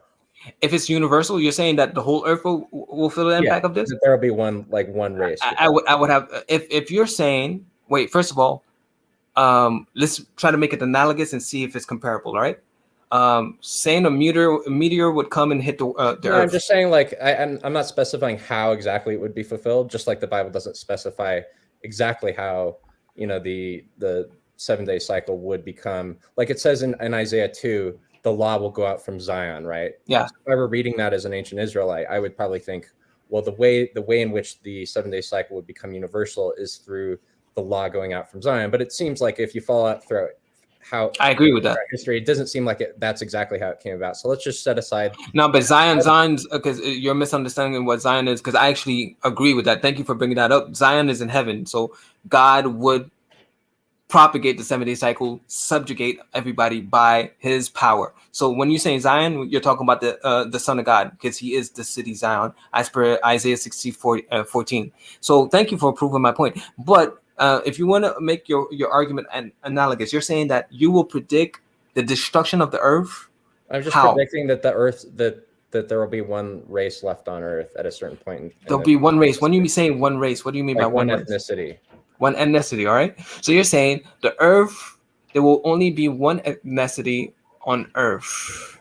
That's kind of unique to you. That's kind of unique to you, because I don't know why only one race will. There's so many races. Why would only be one? Okay, so that's unique in itself. A unique statement. Left is the race of my God, is the God that I worship, and I claim that I got this prediction from God. So now the question is, if a meteor comes and strikes the Earth and only one race is left, would that necessarily entail that I got that information by God? Would that rule out the possibility that it could have just been fulfilled by happenstance? Okay, so let's say you address the predictive part. Okay, you address its universality because everybody will be impacted, and you're saying this will be the sign that you're God, right? Or your God is God. Mm-hmm. Or another one would be like I could. No. Let's stick with this one. Let's stick with this one. Yeah. Okay. Go ahead. And this would be the sign. No, it wouldn't be analogous. Let me tell you why. For the simple fact, first of all, if you wouldn't be able to do that, then I would have to say you're God, because you're going against what God says. So basically, already there, I would have said that. But it's not analogous in the fact that you're not replacing something that was held for religious and cultural purposes. Example: every nation kept a different cycle for the veneration of their God. So the fact that my God came and subjugated everybody to a 7-day week shows that he is God over the nations and God over the gods of the nations. So he's twofold God over everybody. So you're not replacing anything that was held for cultural and religious purposes. So it's not analogous in that sense. But if you were able to fulfill what you're saying, I would have to accept you. Why? Because it says in Isaiah 42 that only he can predict the future in a universal way. So that would contradict my Bible. So I would have to throw my Bible away and become an atheist, because I'm not going to follow your God. That's for sure. Okay, so the conditions for it being a valid parallel are that it's got to have universal application. It had to be predicted, universal. And then the third thing is it has to replace something that was. You have to say it's really four. It has to be predicted. It has to be universal. You have to say, this is my signature that I am Lord, or this is the proof that I'm God. And the fourth is you have to replace everybody's, because you have to do something against somebody's will. They were holding to their cultural and religious practices. Okay. So the fact that their calendars has been replaced, or their weekly cycle has been replaced, demonstrates that he is sovereign over you, because you're doing something against your own will. Did the people? Okay, there are a bunch of different directions I could go there, but please let me ask you this: did the people who around the world who adopted this 7-day cycle, like obviously that was a decision that was made by lots of people throughout history? Yeah, I agree. Did they make that decision against their own will? I would have to say there's no other. Well, let's put it like this: you're gonna tell me why Japan in the 8th century, before colonization, went from a 10-day cycle to a 7-day cycle. Why did they go against the cultural, religious practices? I'm happy to say, like, I don't know much about the history of how this became universal, but if what you're proposing is that the people who made this decision were acting contrary to their own will, that seems rather inconsistent with how we know people act, and it just seems like I agree. Explanatory grounds. Like, it seems, doesn't it seem I agree more with you possible to just say that they had a motivation that we're not aware of? No. They had a motivation. True. God submitted them. That's the motivation. So I agree with you. This is something that's abnormal, showing you that this is a miracle. In different directions I could go here. So I'm tempted to talk about this. But one thing. I agree with you. It's abnormal, and it goes against. It is something that is, I believe, a miracle. So now, if you're going to argue against that, I want to make it clear from just to show you what the alternative is. Yeah. Every nation went against their cultural, religious practices willingly. That's the alternative. I just want people to understand what you're trying to. Yeah, but people the picture you're trying to paint. No problem. Go ahead. Cultural practices change a lot throughout history, right? Is that a fact? And when they change, give me an example. Okay, well, let's say like Islam taking over a nation. People's like taste and clothing and how they cook meals and things. No. That. I said cultural, because I want to make it. I'm not talking about what you eat, and already there I disagree with you. But cultural and religious, I said temples were built for this. Egypt built temples for the veneration of their gods, which was implemented under a 10-day week. This is something you have to address. Cultural, religious, not something that's food. And even with the food, I would disagree with you. But this is something that's more impactful than food. This is your religion. This is your raison d'être. For example, the Mormon temple, or the Mormon church, they didn't allow like black people in the priesthood for a certain amount of time, and then they did at a certain point, right? So I don't understand. They're not a nation. Religious practice that changed. They're not a nation.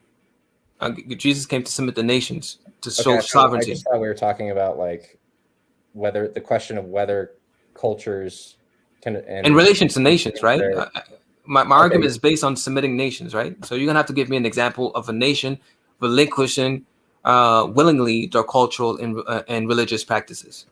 You know it's not possible, because this is something so science fiction that it doesn't make sense. And my reason and my explanation for that is, hey, God said it. He submitted you. That has been my position. But it was a nice attempt. Thank God for refreshing my memory on you have to replace you got to show me if your objection or your example is analogous, you have to show me why every nation would relinquish their cultural and religious practices to follow the small little nation of Israel. You got to show me that, given the fact, in light of the fact that it was predicted. I mean, I thought that when Chad was giving his analogy of, if he said one day there will only be one race, and then a meteor hits that has that occur, that doesn't mean that his prediction was actually valid. It was it was just a random outcome that has no connection with what he said. You're saying that the 7-day cycle was predicted, and then when something happened that's somehow proof that God is real. No. I think at first you're misrepresenting my argument the same way you misrepresented Chad's argument, because he said only one race will be left. So you have to explain to me no, that's exclusive to him. So he went to the prediction. So that's analogous. He went to universal, it being universal. Right. That's analogous. And then it is. He said it would be the sign that his God is God. So that, as far as that goes, you would have to consider if it's really coming from God, because why would only one nation, one ethnic or race be unaffected? Because it's God's will. Exactly. So why would only one race be unaffected by this world catastrophe? So why which would is that more happen? reasonable? Just random chance that happened? It's what I want to get to I'm is not like saying. you I'm not added saying. this I told you it was extra- not. I told you it was not conclusive or analogous because it didn't replace something for I cultural and wanna- religious practices. Just to finalize, I'll let you go. Yeah, The go fact ahead. still remains. The fact still remains. If he would able to fulfill that, you would have to consider his position. If you're telling me you would not consider his position, then that's showing me that nothing. You're not able to process information because you have to explain to me, first of all, how was able to predict it, and second of all, why would only one? No, but why would only one race be left behind? This is the reason. No, but explain to me. No, you're saying is flawed reasoning. Show me why only one race will be left behind. No, but it's flawed reasoning to make conclusions that because somebody makes an outlandish prediction and then it happens to come true, somehow means that their prediction, that they actually had some foreknowledge or that they made it happen or something like that. That's far-fetched for you? That's far-fetched? It absolutely is far-fetched. Okay, I guess we're going to have to agree to disagree. I mean, it's the same. I've used this other example that is even more unrealistic for some Christians. Like if the stars arranged in the sky and said Jesus, and somebody said, if stars arranged in the sky and said Jesus, would you think that God exists? I would say no, that's not proof of God. You know what? An unknown outcome happened. I can't explain why. I could be deluded. So basically, there's nothing that would change you. So your position should have been from the beginning. There's nothing, no amount of proof that would ever convince me otherwise. That's what you should. Because now we spoke for an hour and a half. Wait. You're telling me no. You're telling me there's no amount of proof that would ever have you reconsider your position. That's basically what you're saying. No, that's not the case. That's what you're saying. That's what you're saying. That's not what I'm saying. I'm saying that I have to actually have a methodology for evaluating evidence and truths. And as of now, what is truth? What is truth according to you? I don't know, that which comports with reality. Okay, so tell me how the fact that the 7-day cycle is exclusive to the Hebrew scriptures, and that the Hebrews say that their God predicted the universal application of the 7-day cycle as a demonstration of his power over all nations, since he replaced our own calendars, which was there held for religious, cultural purposes, with his calendar, showing that he's sovereign over all nations. Tell me how that's not comporting with truth. The last statement that he did this is speculation. Okay, speculation. I know the part. Every time I say God did something, you're speculating when you say God did that. No, I agree. I agree with that part. You're arguing a point I never disagreed with you. Great, I said yes. No. But listen, I'm saying yes. You could say it's conjecture for me to say God did it, but the truth, what you said, what comports with reality, is the fact that everything that he claims, that I claim comes from God, has been fulfilled against your will. No, it could be true in a universal way. Look, it's true that all nations or most nations use a 7-day cycle. All nations. It can be true, although I don't agree with this, but it could be true that the Hebrews are the originators of that. I don't agree with that. Argue against it. No, because I want to show you a desperation. Argue against it. That's not the point. And what's the point? Because you argued that in the beginning. No, it's not, because yes, the argument that you're making is you're making is God is the author of this 7-day cycle, and that why am I saying that it's God who did it? What's my argument for that? Your argument is that because God predicted the universal as a universal demonstration of his sovereignty. No, I didn't say that. Because it's predicted. Number one. Wait. No. I'm gonna repeat it. Okay, for the sake of the people. You want to interrupt me. All the time. Go ahead. Just because I can't articulate your exact propositional statement in the way that you did let somebody do it for you then. Well, but that's beside the point. We're trying for the to sake have of the a people. conversation No, about you don't think that that's important for the sake of the people? You're trying to use those little nuances to try to dispute what I'm saying, when in reality you can't address the larger questions that I'm What is addressing. the larger question? Repeat your question. That you don't have any evidence that an actual God exists who is the author of the 7-day cycle or did any of these predictions. All you can point to is that the 7-day cycle was originated by the Hebrews and that we now have a 7-day cycle. And then you make this huge leap in logic that God did it, and you don't have any evidence. No. You see, I like the way he said it. So the Hebrews predicted it. Let's go with your line of reasoning. The Hebrews predicted it, and now we have it. And you see how he simplified my argument and all the meat he left behind. So wait. What meat did I leave out? What meat? I'm gonna give it to you. The Hebrews predicted it. Let's go. It's the Hebrews say their God predicted it. Okay, and it went against everybody's cultural, religious practices. So what? Every nation. So what? Showing sovereignty. That's what it shows. That doesn't show anything. No, it shows. Wait. So let's show anything. Wait. Let's take first step. This first step, because I want to see where you're going with this. So the fact that he goes against everybody's will and subjugated them doesn't show. Well, you don't know he did anything. Oh no. Okay. So let's say the Hebrews.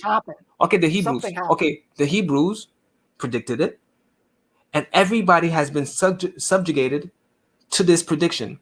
And you're telling me this is not a sign of sovereignty when they say it is a sign of sovereignty? No, I'm saying it's not a sign of sovereignty. So why would everybody abandon their religious, cultural practices? For a variety of reasons, because of the world, the way the world is. Give me one. Differences. Go ahead, lady. I'm sorry. No, Jason. Give me one. Sorry. Different societies interacting in different ways result in the outcome that we see today. We could say that the way that societies. What do you mean interact? What do you mean by interacting? Well, we already talked about the way that the Roman Empire did conquered many nations. That they wait. So I'm going to make sure. So you're saying that the 7-day cycle which went against every cultural and religious practices, had to be done by. Wait. Listen, because you're going where I'm going. So you're saying it had to be done by force. No. You're the one saying that it came from Rome. Well, Rome and the spread throughout Europe and that portion of the world was due to the Holy Roman Empire and its by force or not by force.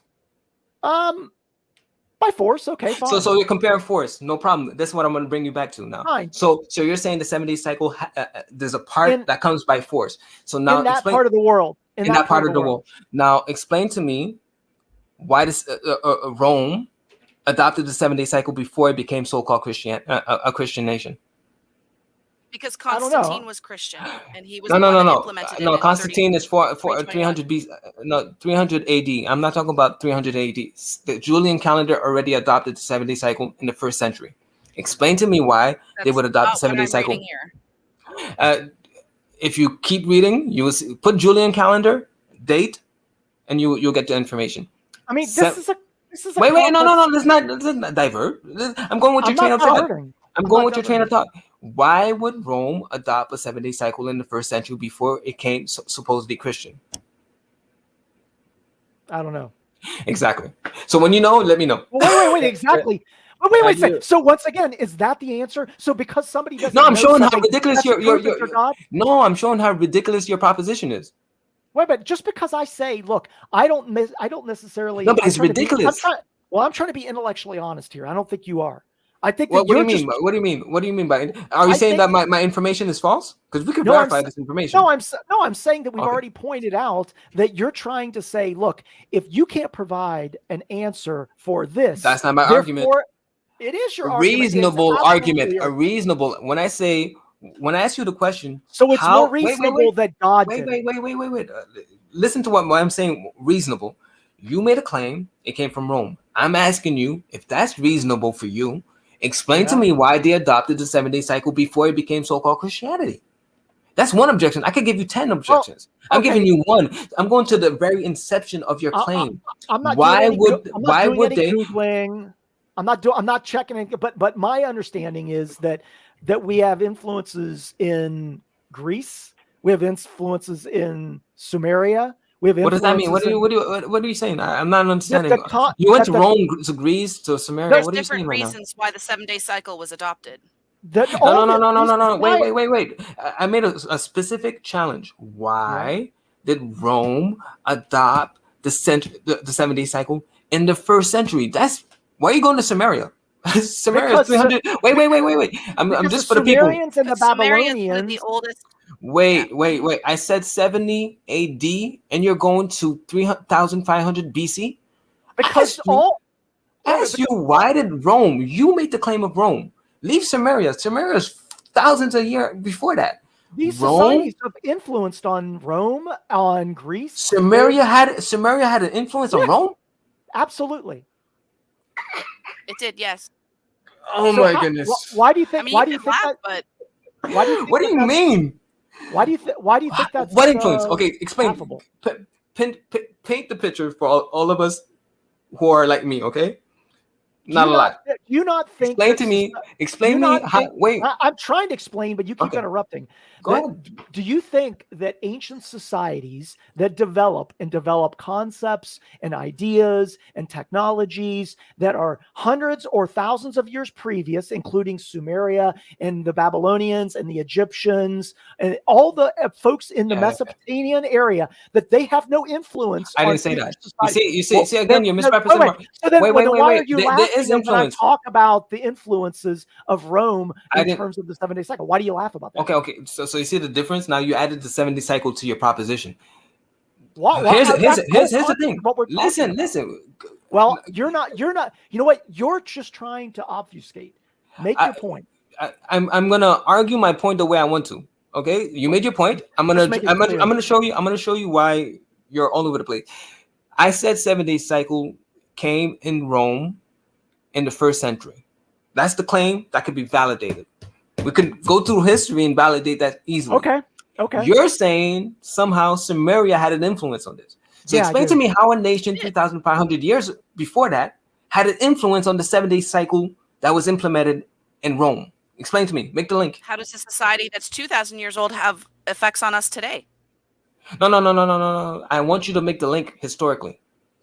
I'm telling you that many of the facets in those ancient cultures had influences on Rome. They had influences on the Hebrews, and you yourself acknowledge. Show me the link, please. You make a claim. I'm just asking for the link. You're saying that from a historical perspective that never happened. No. I'm asking you.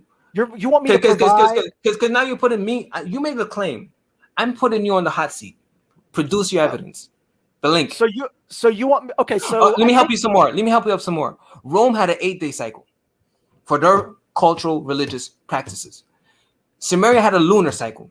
Explain to me what link between a lunar cycle and an 8-day cycle, please. But wait a second.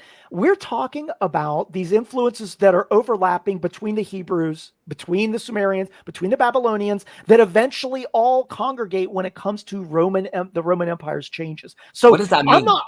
I'm saying that congregate. What do you mean by congregate? I told you Sumeria. The influences of Sumeria and Babylonians. Sumeria. You keep saying "show me." Like, why do you keep asking "show me"? You're just making a statement. You're making a claim. You're saying congregate. Are you dispute? Do you dispute? You keep cutting him off. Let him finish. You dispute that the Babylonians and the Sumerians had influences on the Hebrews and the Romans? Do you dispute that? Again. You're not addressing the point. I said 7 days. Answer the question. Yes or no? Do you dispute it? Every nation had an influence on every nation. I'm not talking about that. I'm talking about the 7-day week. Show me how. Explain to me how the Sumerians, 3,500 years before Rome kept the 7-day cycle in the 1st century. Show me how the Romans who kept the 8-day cycle for their cultural and religious practices was influenced by a lunar cycle, which is what the Sumerians were keeping. Show me that. You said congregate. I want to know what an 8-day week has to do with a lunar cycle. Don't you understand that? Show me the link. Wait a minute. But what we're talking about is the link between these ancient cultures and future cultures. You're saying, show me the link. So you want publications, citations? No. You can give me a citation. I'm going to test your citation because just citing stuff to me, you're going to find out it's not a good idea. Well, where do you get your information? I go to the primary sources. Which is what? If you could go to the primary Sumerian source. If you want me to do your homework for you, the primary Sumerian source. I want you to do your homework for you, not my homework. No, I already know the information. I then told what you. Is it? Didn't I just say Sumerian kept a lunar cycle? Show me the link. You can go to. You're just gonna tell me. Oh, so I have to do your research for you. No. Let me help you out. Fine. Go to any Sumerian primary source. It's gonna tell you that it was a lunar cycle. That's number one. That's what they're gonna tell you. It's a lunar cycle. And B, they're gonna tell you that it was based on the luminaries of the 5 planets, and the scholars are gonna tell you, oh, it's based on the planets, 5 planets, and the moon and the star, the moon and the sun, whatever that means. Whatever that means. That's fine. So the point is that Rome kept the 8-day cycle. This is historical. If you can prove me wrong, I will. What is your point? I will deny Christianity. What is your point to this? The point is you're the one making the claim. That you're making the claim. You making the claim that God is. Okay, so you're done with the Samaria somehow propagated the 7-day week? I am providing alternative and reasonable. But they're not alternative. They're lies. Right. But you haven't. Unless if you want to say alternative, you haven't provided any evidence for your God. No. We're not even talking about God right now. We're talking about the authorship. No, we are talking about God. No. Before we go, that's second proposition. Your 7-day cycle is all about the proving God's existence. Second proposition is the one that proves God. You went to the first one. The first one is authorship. You argued for Rome. You're the one who argued for Samaria. So I'm asking you, can you substantiate your claim? Because once we prove that you're desperate. So that you're desperately trying to find. Wait. My claim of Rome and the Sumerians and the Babylonians as authors for the 7-day cycle is false. Weaker. Wait a second. It's not weaker. I said false. Okay, as compared to your claim, which is God is the author of the 7-day cycle. See, again, you're misrepresenting the first claim. That is exactly what you said. You don't have to accept the first claim. I could say, I'm saying, listen. I said the first claim is supported by the second one. Before we go to the second one, then why did you give the first one? Why didn't you start with the second one? I said it supports. So if it supports, then it could be second. It could follow. Listen to the point. You're the one arguing for authorship. It's not specifically Hebraic. I'm asking you to substantiate your claim with primary sources. But I have a primary. Wait. Listen. And then I'm gonna let the ladies speak. I have a primary source that says it's specifically, exclusively Hebraic. Show me something that says otherwise. Lady, you can speak. You can speak now. Yeah, lady, you can speak, or Chad. I have your permission. Because I think I already made my. Everything that I'm reading here, that I have seen, unless you have another link that you can provide, unless you have something that you can provide me that says differently. But the evidence that historians are saying, from what I'm reading, is that the Jewish people took the 7-day week from the Sumerians, who developed it from the lunar cycle. So that would mean the Sumerians did it? Lady, I appreciate that you brought this information. So it went from lunar cycle to a 7-day week, right? 7. Okay. Well, they're basically the same. It was a 7-day lunar cycle into a 7-day biblical cycle. So lunar cycle is 29.5 days, and the part that you didn't read is that they would add an extra day in the last week, 8 or 9 days, extra 1 or 2 days in the last week. So that's not a recurrent 7-day week. So like the leap year that we have now. No. Days to the week, not days to the year. Listen to what I'm saying here. I know the scholars are saying that, and I believe it's a conspiracy, because they understand the implication the same way Jason understood the implication. Well, okay, that's why he had to argue. Wait. Let me just finalize. So they had to argue against the authorship. They have to argue against the 7-day week being Hebraic because they understand the implications. Now, so I'm asking against yours by saying yours is a conspiracy. Well, if you can dismiss mine with saying it's conspiracy, then I can dismiss yours with conspiracy. No. Because here I can say. Wait. No, yeah, but that's just a book. No. You're referring to a book. I'm referring to a book. The first claim doesn't have to be substantiated in it could be circular. My first claim is just a claim until it's proven otherwise. Until you prove otherwise. I have here specifically a 7-day week. I have it here. You cannot do the same thing with Samaria. You cannot do the same thing with Babylon, and you cannot do the same thing with Rome. Why not? Because you can't. Show me evidence, primary source. But you haven't proven that your book. No, it's a book. It's a book. I'm not. That's my source. So why should I take? It's a book written by man. So why should I take it seriously? I agree. Okay, so then it's written by man. Both of your premises. But we're not arguing that. We didn't even go to the second proposition yet. We're arguing the first proposition, which is just a claim. I don't have to prove anything besides appealing to my source. I want you to appeal to your source and show me 7-day week in it. Any Sumerian source, any Babylonian source, any ancient history, any ancient old Assyria. Give me one reference to a 7-day week. You just dismissed anything that could be used as evidence to support my claim. No, you haven't. You haven't provided anything. So there's nothing that I could show you because you've already decided it's conspiracy. No. You provided That's Samaria. What you said to me, though. No. You provided Samaria, lunar cycle. It's not a 7-day week. 8 or 9 days in the last week. That's not a recurrent 7-day cycle. My point was. But you said that it was conspiracy. Listen, no. Let me tell you what the conspiracy is.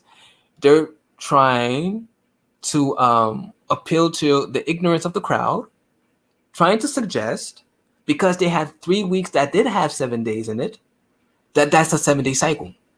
But I'm here to edify those who have ears to hear and eyes to see and brain to understand. So why can't I just listen? I didn't finish. The point is to show you that if they're adding an extra day in the last week or 2 days, it's not a recurrent 7-day cycle. Now you have to make the link now, or talk to your scholars, those liars. Make the link lunar cycle with an then I can just say that those who wrote the Bible are liars. No. We're not doing the same thing.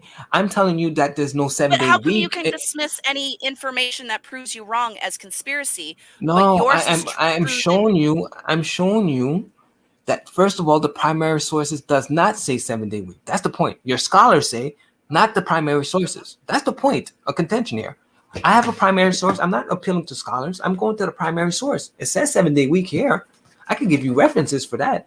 You cannot give me reference. So it could be a lie and it could be a conspiracy. Lady, we're not arguing that it was written by men. Everybody here heard that I said it was written by. You're trying to use your source as evidence for your claim. But if I can just dismiss your evidence as lies and conspiracy, then it falls my claim is that the 7-day week is exclusive to the Hebrews. I could substantiate that claim. You cannot substantiate that the 7-day week is Sumerian. You cannot substantiate. Except for appealing to scholars who are lying. I agree. The scholars that you're referring is written by men. Is also by men. Right. But the difference between. As you dismiss the scholars that write the history, then we can dismiss yours on the same premise. No, you can't, because I can show you 7-day week here. I can show you 7-day. I can show you. Genesis 1 shows you a 7-day week. It was written by men. It could be a lie. It could be a conspiracy. What could be a lie? That is a 7-day week in Genesis 1? Are you listening to yourself? It was written by men. How do you know that they didn't just I agree. But the 7-day week is in Genesis 1. That's all I'm here to prove. The claim that the 7-day week is exclusive to the Hebrews. That's the first claim. No, your claim is that God predicted this. That's the second proposition. You're not paying attention. That's the ultimate. That's the final. Yeah, I know. But we're trying to. Stop. You're the one who's been arguing against authorship. Your position is Chad, that God talk to me. Let me talk to Chad. I was hoping to. I'm gonna let you talk. Just one question before I let you talk. Oh yeah. Isn't that true that they've been arguing for authorship for the last 20-30 minutes? Am I lying, or do I have to only my people? It's a two-pronged issue, Terry. It's an issue of the authorship that we can argue about. But see, what you want to do, just listen to me. Just wait, let me finish. You want to make an argument that if we can't provide 100% proof that the 7-day cyclical event originated with the Babylonians, if I can't pull out multiple citations, and even if I did, you would dispute those. If I can't do that, then you're like, aha. Therefore, Hebrew. No, wait a second. You're like, aha. Therefore, the Hebrews are the originators of the 7-day cycle. But that doesn't get you to your point of God predicting this. That gets you to second proposition. So I'm going to take a call. We're attacking it on 2 points. Go for it. Okay, I'm going to take a phone call real quick. Chad, I want to hear what you have to say. And I gotta get. Okay, I gotta get going soon, so maybe like 15 minutes. Okay, I'm gonna take a call and I'll be back. Jason, what did you say? The 7-day week. I'm You just said saying something. Don't worry about it. Take your call. I'm gonna come back. That's fine. Yeah, that's fine. Gosh, it's frustrating, isn't it? This is mind numbing.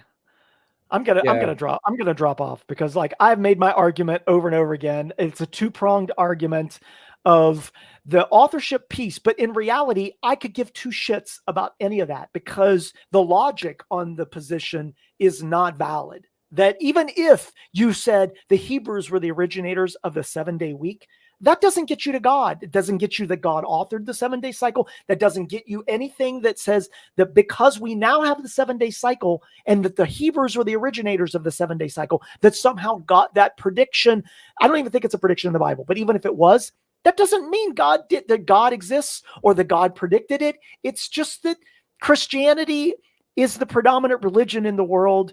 The things that happened in Christianity got spread around the world. That's just what happened. That's not any proof of anything.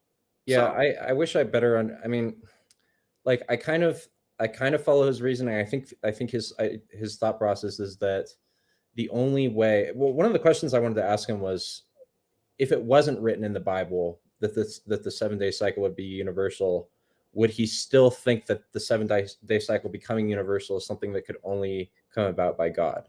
That God would have to be involved in that either way. And I think his answer would probably have to be yes, right?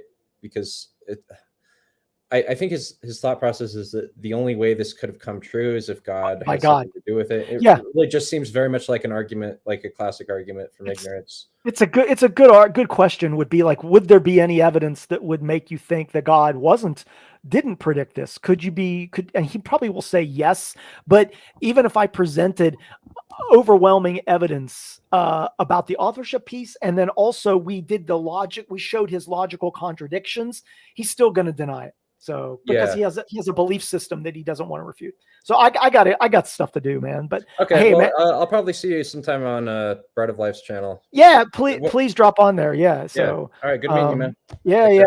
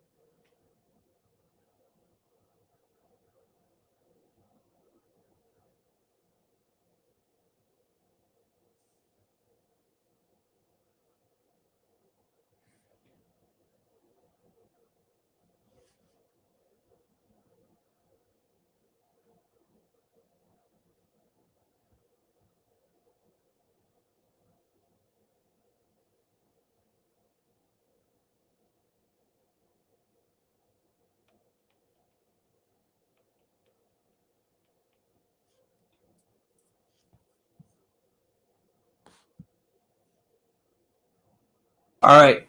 So you're about to leave soon. I just before you give me your statement, I just want to make it clear. Jason, I think I got something in my face. He made a statement about, I could provide citations. That's the point I wanted to make. I could provide citations about the authorship, but you're gonna argue against it. So he didn't provide me I asked for a primary citation from Sumerian source, Babylonian source, or any other source, but a primary. He didn't provide any. Mm-hmm. So when he says, I could provide you all these citations, as if he was providing citations from primary sources. No man on this earth will be able to provide any primary source. And I'm saying this for those who are part of the same fold. The 7-day cycle is exclusive to the God of the Hebrews, or to the Hebrews. First proposition is infallible. Don't let the scholars try to bring doubt on this fact, because what they're going to try to do is try to discredit the authorship of the 7-day cycle. And all you have to do, provide me not a citation from a scholar, from the primary source. Because what they're doing is trying to conflate a lunar cycle, first 3 weeks, 7 days, last week, 8 and 9 or 9 days. And they're trying to say that's the 7-day week. And we know That's not a 7-day week. So Yeah, that's all you have to do. I don't know, Chad, go Jack, ahead. about like the history of different civilizations and what calendars they used and like things like that. I guess I'm a little bit more interested in like the logic of the arguments. And Okay, so there are a couple of to things I make a kind of point. wanted to go back to and just get some clarification on.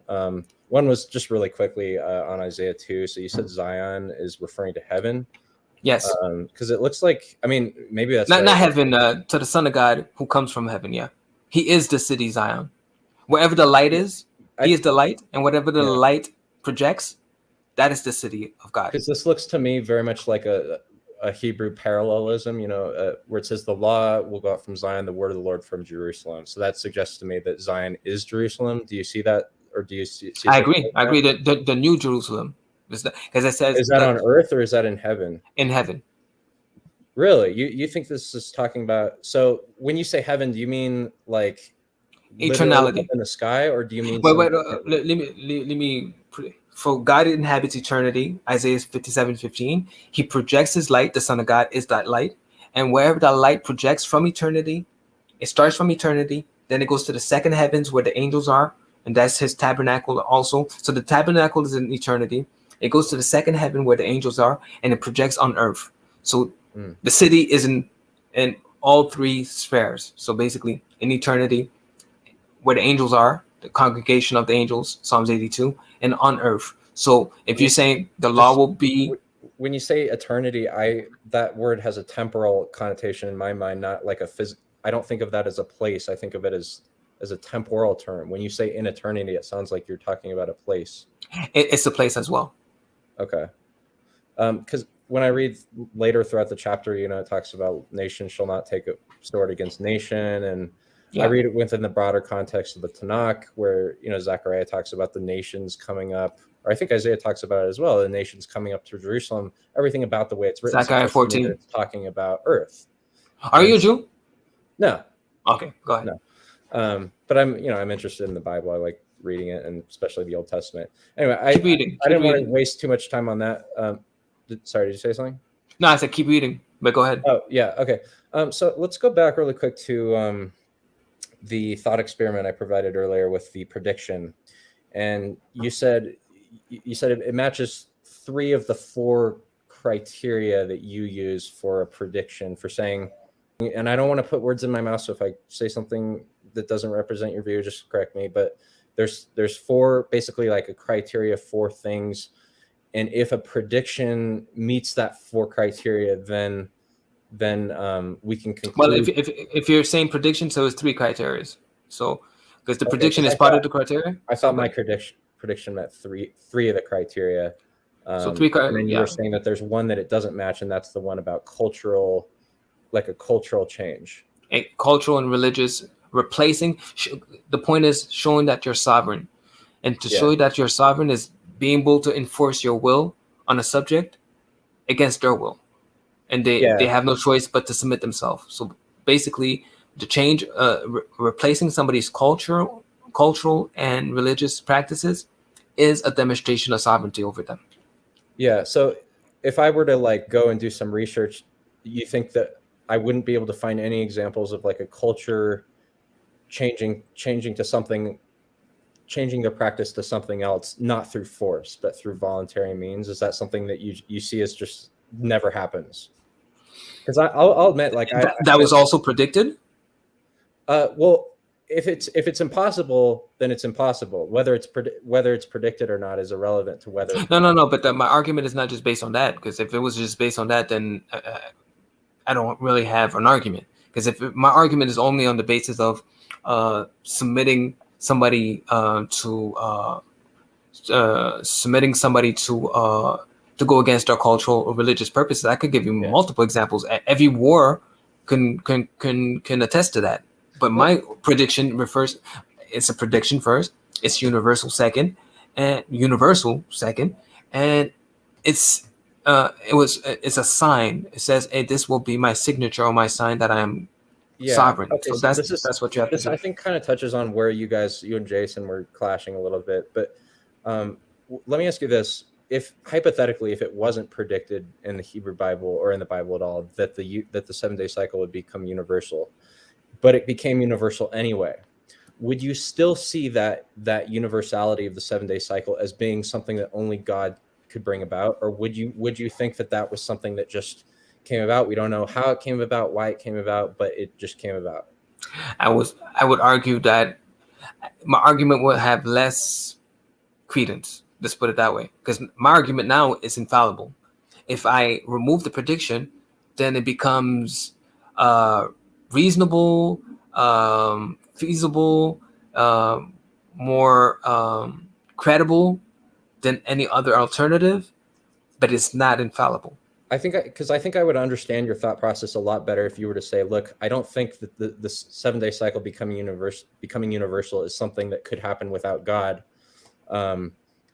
So it would have to be, God would have to be involved either way. Like if you were to answer that way, I think I would understand a lot better. Hold on. But okay. But when you say, it sounds like you're kind of saying, well, maybe it could, but the fact that it was predicted is where like the weight, like all of the weight comes in. But the way I said that. Sorry. Okay, go ahead and clarify. No, I want to make it clear. I said it would be more credible than any other alternative. Mm-hmm. It would still be a great argument. Yeah. But it would not be an infallible argument. With the prediction, it's infallible. So, okay, so that's probably a good segue into and I got to go through these quick because I don't have much time. But yeah, no problem. Go ahead. Segue into the other thing I wanted to talk about, which it seems like as I was listening to the discussion, it very much seems to me like what's happening is you guys are comparing explanatory theories as to how we account for the 7-day cycle becoming universal. Okay. And also how we account for it being predicted. And this is a type of reasoning or type of inference. It's called abduction. Have you heard that term before? Do you know what abduction Educate us. I'm not good with philosophy, but go ahead. There are basically three main types of inference. There's deduction, there's induction, and then there's abduction. Deduction is where you have, like, it deals with entailment relations. So if I say all men are mortal, Socrates is a man, therefore Socrates is mortal, the conclusion Socrates is mortal is literally contained in the two premises. And so it logically follows. Abduction is where you have a piece of evidence or a fact or a combination of facts, and you attempt to work out what the best explanation for that fact is by comparing it with alternative hypotheses. And you can evaluate the competing hypotheses on the basis of their explanatory virtues, and which are often things like simplicity, explanatory scope, predictive power, things like that. Okay. So this argument to me seems like an abductive argument. I would lean to that. Not that I couldn't put it in a deductive reasoning format. Well, I could.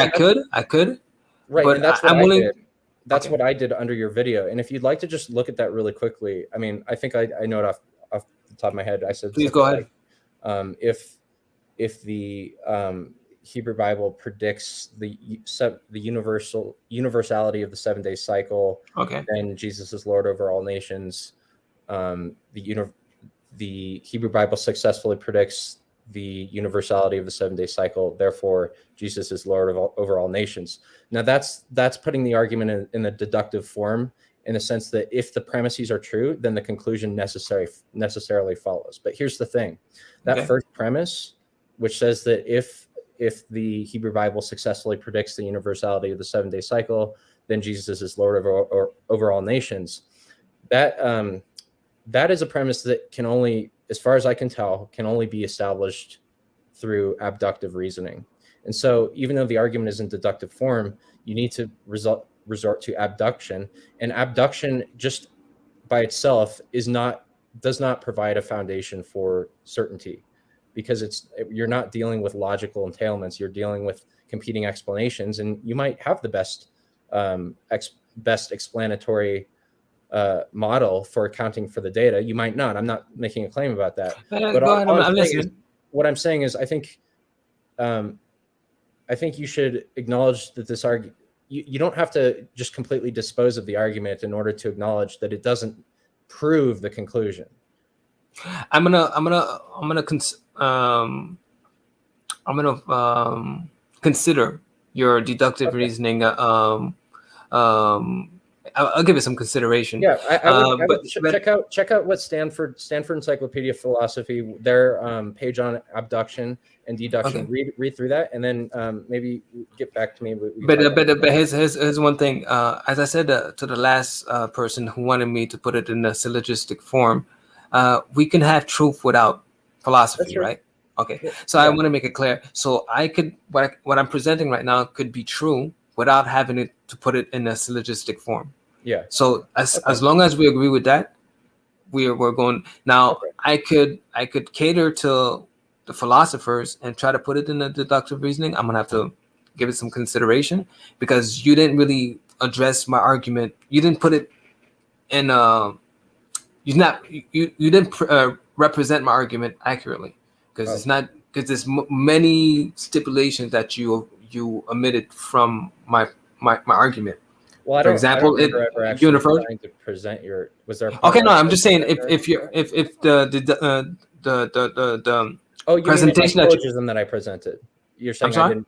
You're saying in the syllogism that I presented, you're saying I didn't represent. Yeah, that's not my argument. Because if that was only my argument, then I would agree with you. Yeah, I would really be interested to see. I'm not trying to force you to do anything, but I would really. I will consider it.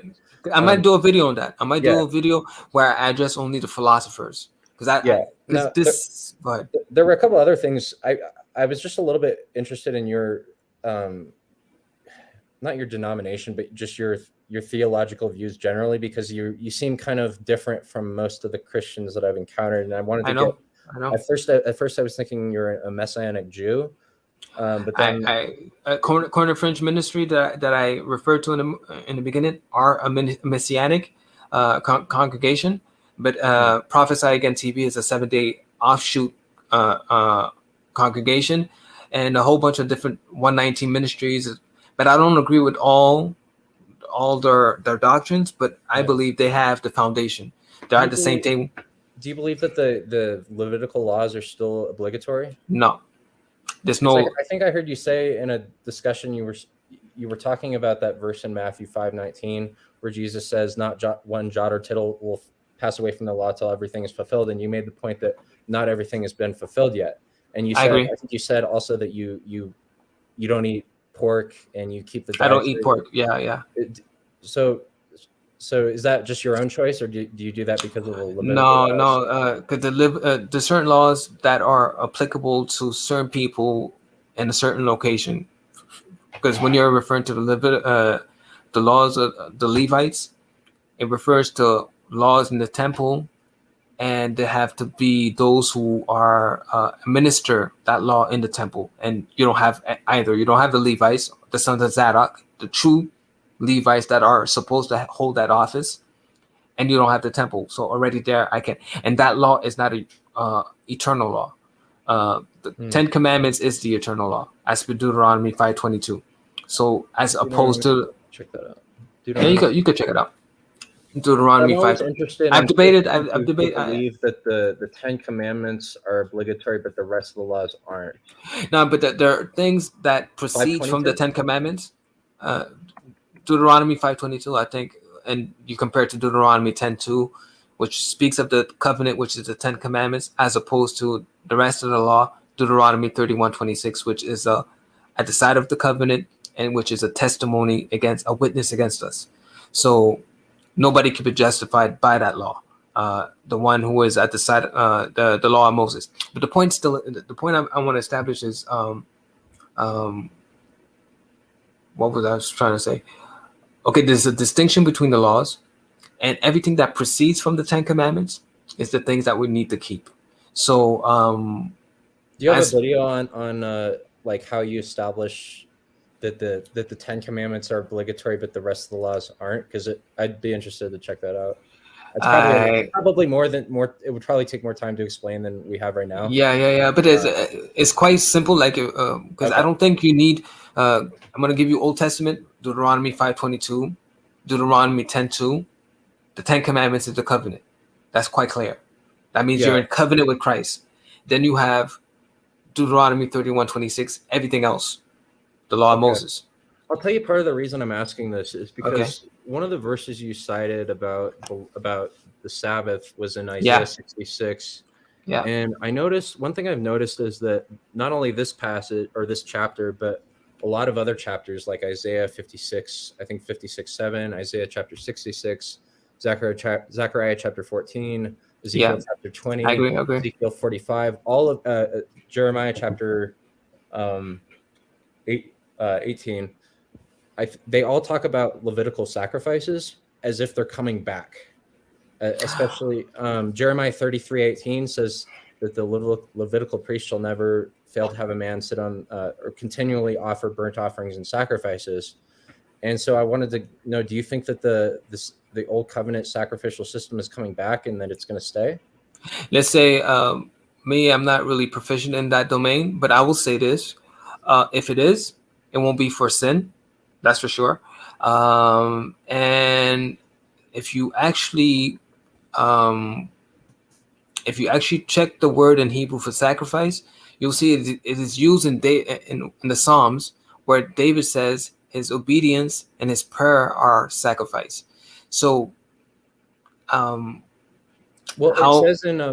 says in Ezekiel chapter 45, it mentions sin offerings, I think 3 times. No. I agree. But is that the temple to come, or was that the temple? Because if you're reading, because I read those chapters, Ezekiel 42, 44, 46, and 48. There's a difference in the temples being mentioned there, because it says the sons of Zadok, right? Now, when was the sons of Zadok administering service or in the temple? When did this happen? I don't know. You tell me. That was before the destruction of this before the destruction of the second temple. Wait. Before the destruction of the first temple. Wait. It doesn't That's matter. I'm happy to grant that the sons of Zadok were people long ago that don't exist. Yeah, so that was. But the issue is, there are a lot of issues. It seems. Go ahead.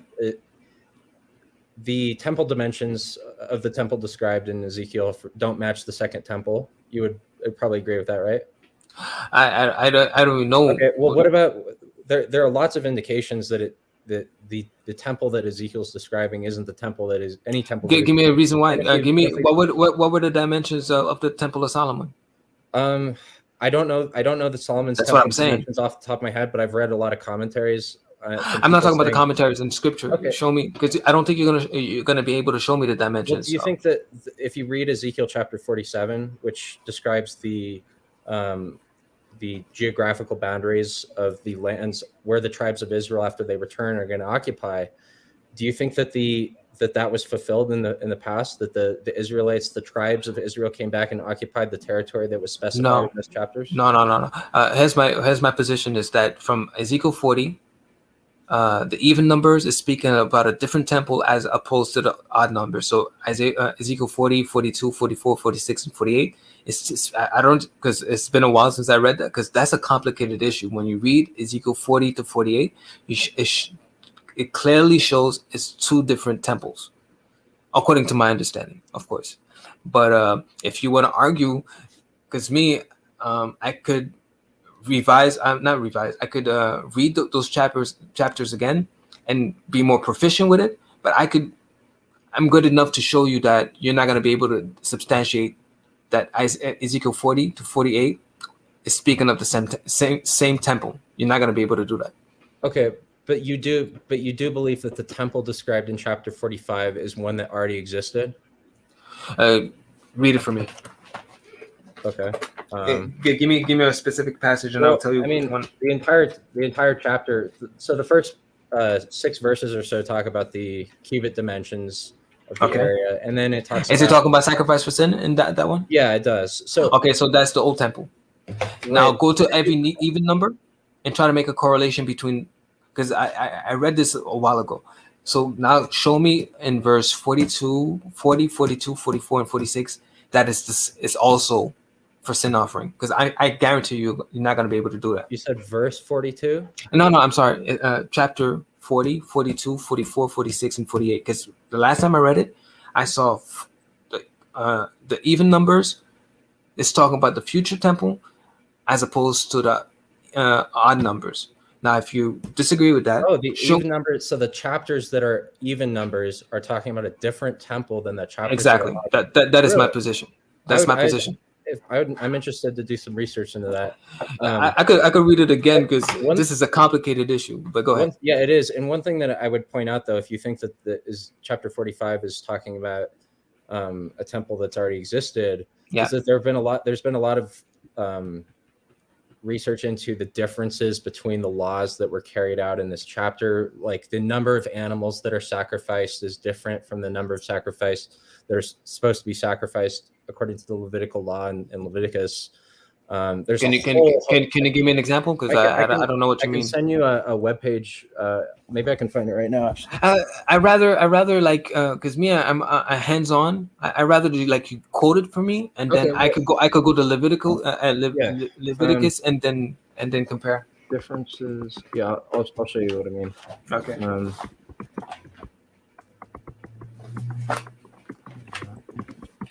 I think I left notes, so I should be able to. The book of Ezekiel is not an easy book to understand. Huh? I agree. Like out of all the books you could be referring to, that's one of the most complicated. Okay, so here's an example. So on the Matzvat, might be pronouncing that wrong. Yeah, go ahead. 18th and 21st of Nisan, Ezekiel specifies 7 bulls. According to chapter 45, verses 23 and 24, 7 bulls and 7 rams, whereas according to Numbers 28, verses 17 through 22, it's 2 bulls and 1 ram. Okay, let's read it for context. And in the first month, in the 14th day of that month, you shall have the Passover. So it's talking about the Passover feast of the 7 days. Unleavened bread shall be eaten.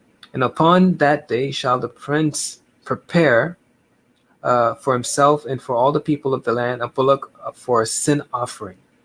And the 7 days of the feast he shall prepare a burnt offering to the Lord. 7 bullocks, 7 rams without blemish, daily the 7 days. And the kid of the goats daily for the sin offering.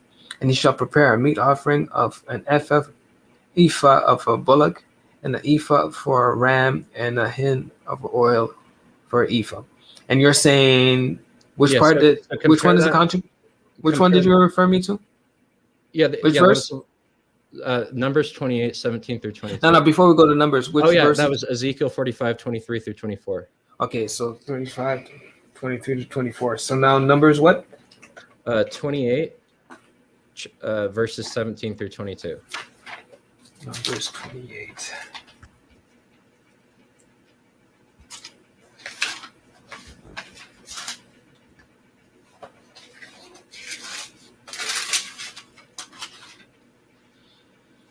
Okay. 28 verse what you said again? 17 through 22. 17 to 22.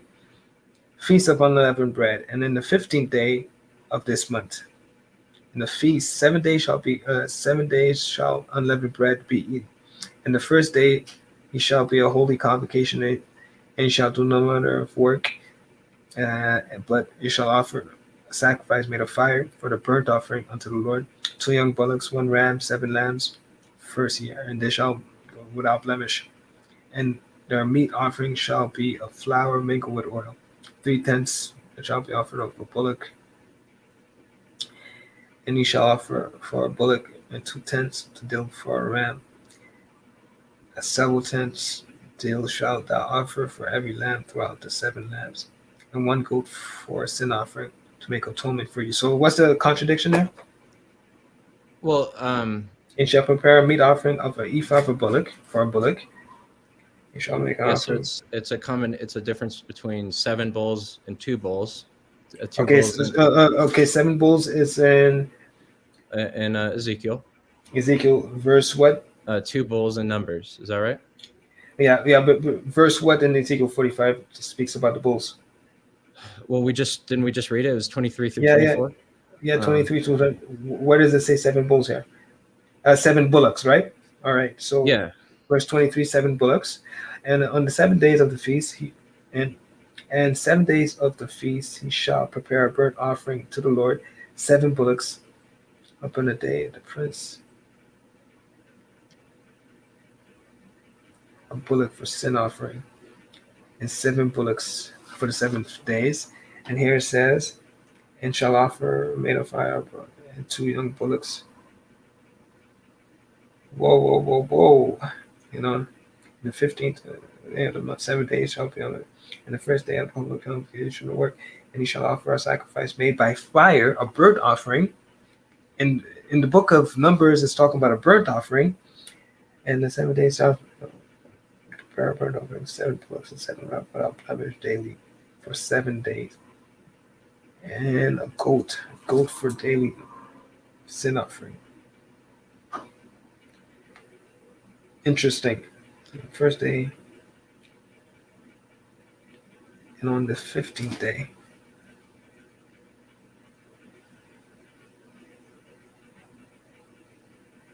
eleventh day shall be. 15th day, first day shall avail. We shall offer a sacrifice made by offering. I'm gonna have to check the Hebrew for that. There's if you want, just type this into Google to get the article. It's just the discrepancy. Type in the discrepancies between the sacrifices in Ezekiel and the Torah, and you're gonna get a huge list. Okay, I'm gonna. Yeah. This is not something I really like to focus on. Well, here's because I'm sure there's a response for it, but I'd be willing to if you. And let me just kind of explain the relevance of this, because this is obviously kind of seems. Let me just totally different go ahead. From what we were talking about before, but it seems to me that this isn't Ezekiel is describing a temple, the final temple, and it's not this. If you would agree with me, and I know you don't agree with me now, but go ahead. If you were to research this and come to agree with me that this is talking about a temple that hasn't existed yet, then the only way Ezekiel's prophecy could come true is if it's fulfilled in the future. And if it's fulfilled in the future, then that means we're going to have sin offerings in the future. And if we're going to have sin offerings in the future, then that has serious implications with regard to the question of whether it is in fact true that Jesus' death on the cross made atonement for all people. And I think even if we look outside Ezekiel, we don't even need Ezekiel to see that the practice of burnt offerings, according to Jeremiah, is going to be restored. And it says in you said that if they are going to be restored, it's not going to be for the purpose of sin. Exactly. Well, it says in Leviticus chapter 5, I think verse 10, that the sin offering, that the burnt offering does make atonement.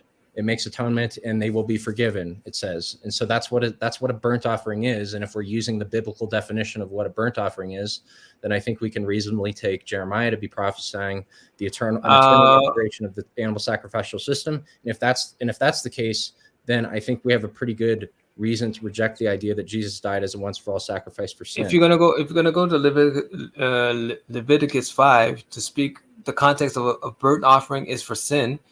I'm sure is in the context of Leviticus 5. I don't know what the context is, but I know burnt offerings was offered way before the law, the laws of the Levites, and it was not for always for a sin offering. So if you're going to say that, then you're going to have to say for every single time that there was a burnt offering in the past, way before the Levites, it was also for sin offering. And I doubt you're going to be able to do that, because I have verses in my head, but I don't want to go there because it seems like you're going somewhere. I'm just showing you this obstacles to your claims. Now, as far as the discrepancies between the book of Numbers and the book of Ezekiel, I have no problems because I already told you that the laws, the law of Moses is not an eternal law and could be changed. So I have no problems. Without going too much in details, because I have to do my research on it. But I have no problems if a law is changed in the future. One of the law of Moses is changed because it's not an eternal law. That's first of all. Second of all, I know in the book of Ezekiel, it's talking about the sons of Zadok. So there's a different priesthood being mentioned in the book of Ezekiel as opposed to the book of Numbers. So Maybe there was a change because of the change in priesthood. If there is a change, because I have to do my research, I have to check the Hebrew. I haven't done that, but I don't see why you think that would be problematic from my position, or saying that this is a temple that was already is referring to a temple in the past. I mean, already, this is not talking about the temple in the future. Well, I think that. So if it is talking about something that was supposed to happen in the past, and it didn't happen in the past. Now, if maybe you think that it did, and we can have a conversation about whether the temple described in Ezekiel 45 and also chapter 43, where it says the Israelites will never again defile my holy name, that seems like that didn't happen. But what does it say? 43:11. The Israelites will never again defile my holy name. It says Israelites. Let me go to it, because I could be wrong on that. Yeah, I don't think it says Israelites.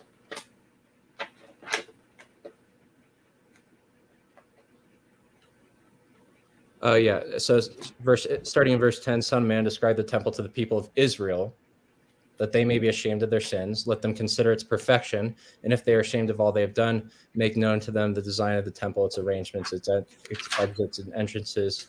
Now you can seize on that word "if" there and say that this was conditional. Give me the verse again. 43 what? 11. 11. All right. So it says, "Thou son of man, show the house to the house of Israel, that they may be ashamed of their iniquities, and let them measure the pattern." So it's talking about something in the future. Yeah.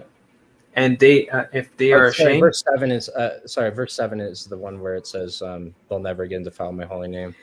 All right. And I heard him speak unto Al, and stood with me, and he said unto me, Son of man, the place of my throne, and the place of the sole of my feet, where I shall dwell in the midst of the children of Israel forever, and my holy name shall be a house of shall the house of Israel no more defile, neither nor the king nor the. Okay, verse 7 is what you're talking about. Yeah. Okay, this is talking about future prophecy. What's the problem with that? Wait, so I thought, okay, so weren't you saying earlier that the odd chapters are referring to something? No. When it's speaking about the temple, when it's speaking about the temple and all the specifications, it's talking about the temple that has already been. Don't you think that's the same when he says, "Son of man, this is the place for the place of my throne and the place of the soles of my feet"? You don't think that's talking about the temple? As I stated in the beginning, wherever God shines His light, that is the sign from heaven. This is a spiritual Zion. So Psalms 83 makes that clear. Psalms 87 makes that clear that the city of God is being projected on earth, and that is the soul of His, where He. What does it say? Psalms, I say, Son of man, the place of my throne. This is the place of His throne, the New Jerusalem, coming from heaven. But we don't see that right now. But we are living under His presence. Christians, not everybody, but those who are Christians are already in that city. As long as you keep His commandments, you are within the parameters of His holy city. And then we're going to have the fully expression of that when He comes back. So you said earlier that it's a future prophecy. Yeah. But are you saying that it's being fulfilled right now? Or it began, let me say, and they say unto the Son of Man, the place of my throne, the place of the sole of my feet, where I dwell in the midst of the children of Israel. It's been fulfilled from the time that Israel was a nation. And I mean, Israel, not the nation, but Israel, the people who keeps His commandment. Because there's a difference between Israel, His people who are born from above, as per Psalms 87, and Israel being an Israelite. So this has been happening from the time that the first people who were gathered out of Egypt. I believe that's a fulfillment of that. Part of the problem is, like, when you say things like it's a spiritual temple. Like, yes, I think a lot of people mean different things when they use that term. And what do you mean? Well, some people think when they say that something is a spiritual temple, what they mean is that it is like a place up in heaven. Other people interpret it is in heaven, but it projects on earth. See, and when you say it projects on earth, like, I don't know entirely what that means. Well, I told you the light is synonymous to His temple. where God is the light, the Son of God is the light. He projects himself from eternality to the second heavens where the angels are. The temple is there as well. And then he projects himself on earth as well. So that invisible city, which we cannot see, is already being projected on this earth and will be fully manifest when he returns. So when to those who inhabit it. When it says in verse 11, write these down before them so that they may be faithful to its design and follow all its regulations. And then we read in the following chapter where it gives all of these physical specifications, hundreds of different cubit dimensions. Yeah. Do you see a connection there between when it says so that they may be faithful to its design, and then in the subsequent chapters, a plethora of physical specifications as to what this temple is supposed to look like? Don't you think those are connected? If you want to make the connection, you have to show me why there's a connection. Because if you're referring me to verse 7, right? Well, just now I'm gonna read verse 7 to show you that it cannot be a physical. It cannot be referring to a physical. So everything you're trying to add to verse 7, trying to make it a physical place, is not going to work. He said unto me, Son of man, the place of my throne and the place of the sole of my feet. Well, and it says Jerusalem is the new Jerusalem that comes from heaven will be the place of his throne. The place of the sole of my feet, where I dwell in the midst of the children of Israel forever. Now, are you telling me that this is referring to a physical temple? Yeah. So the physical temple is where where I dwell in the midst of the children of Israel forever. Was God dwelling with Israel without the temple? Are you aware that God was in the midst of Israel before there was ever a temple? Yeah, I think so. Okay, so I think that's true according to the scriptures. Okay, so how are you making the claim that this is referring to a physical as opposed to the spiritual here? Well, because of the context. Because okay, so let's go again to the context. And it said, he said unto me, Son of man, the place of my throne. So the place of my throne, what is your understanding of that? Can you show me a place where it says the place of my throne is referring to a physical place? Give me one example in scripture where the place of my throne refers to being physically in the temple. Because I know the place of my throne always refers to Zion from heaven. So show me one place where the physical place of my throne is actually a physical temple. Yeah, that's not what I'm basing my conclusion off of, though. No, but it's part of the whole parameters that you're trying to claim here. It's part of the specification that you need to incorporate into your reasoning, and somehow suggesting that this is referring to a physical temple. Like I said, Ezekiel is a complicated book, especially verses 40 to 48. But if you want me to entertain this with you right now, I'm willing to do that. Yeah. Well, I don't. Like I said, I should have probably gone to bed 15 minutes ago. Because you went on a complicated issue, and I'm willing to entertain that. And I know a lot of people like to go to Ezekiel 40 to 48. That's the reason why I studied it, because I saw the Orthodox Jew try to use that argument, and that I did my research, and it was not working out according to what they were trying to claim. And all I'm doing now is I didn't spend enough time keeping all the verses in my mind and all the arguments. But if you want to argue this, I just showed you a couple of ways where it can be a physical temple. Because if you want to tell me it's a physical place, show me one place is a. Yeah, I don't. So you're asking me. What's my argument? You're asking me the question to as to what other verse in the Hebrew Bible do we see this phrase "place of my throne" being used in a physical way? And like you, I mean, I don't have that verse off the top of my head either. There's none. That's the reason why. But the conclusion you're drawing, do I understand correctly that the conclusion you're drawing from that is that this is a spiritual temple? Exactly, because I could show you multiple places that it says that my throne is in Zion, the spiritual city that is in heaven. I could show you that. So there's a precedent established that supports my position. Shouldn't we consider the entire context of the chapter and not just draw a conclusion off that one? No, I'm saying if you want to do that, because just for the people that's listening, like houses, it talks about physical I agree. dimensions and things like that. So look, the way I want to, I don't want to like misrepresent what's being conveyed here, but I also think that we should try to understand the text in a way that answers as many questions as possible and leaves us with as few unanswered questions as possible. And so I think what's going to happen is if we go with the idea that this is speaking about a spiritual temple, we're going to be left utterly mystified when we're trying to explain what's going on in the later chapters of Ezekiel when it's giving these physical dimensions, when it talks about like where certain people are going to live in their houses and towns and things like that. I agree. It doesn't make a whole lot of sense speaking, at least from what I can tell, if it's speaking about something in heaven.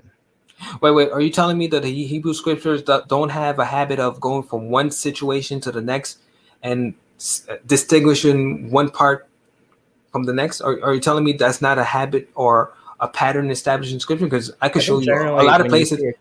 I could show you a lot of places where it goes from speaking about one thing and then speaking about just completely switches topic without any textual indication whatsoever. It talks about a whole. It could go from one prophecy and then talking about a whole thing that's not, or it could go from God speaking and all of a sudden it speaks somebody else is speaking.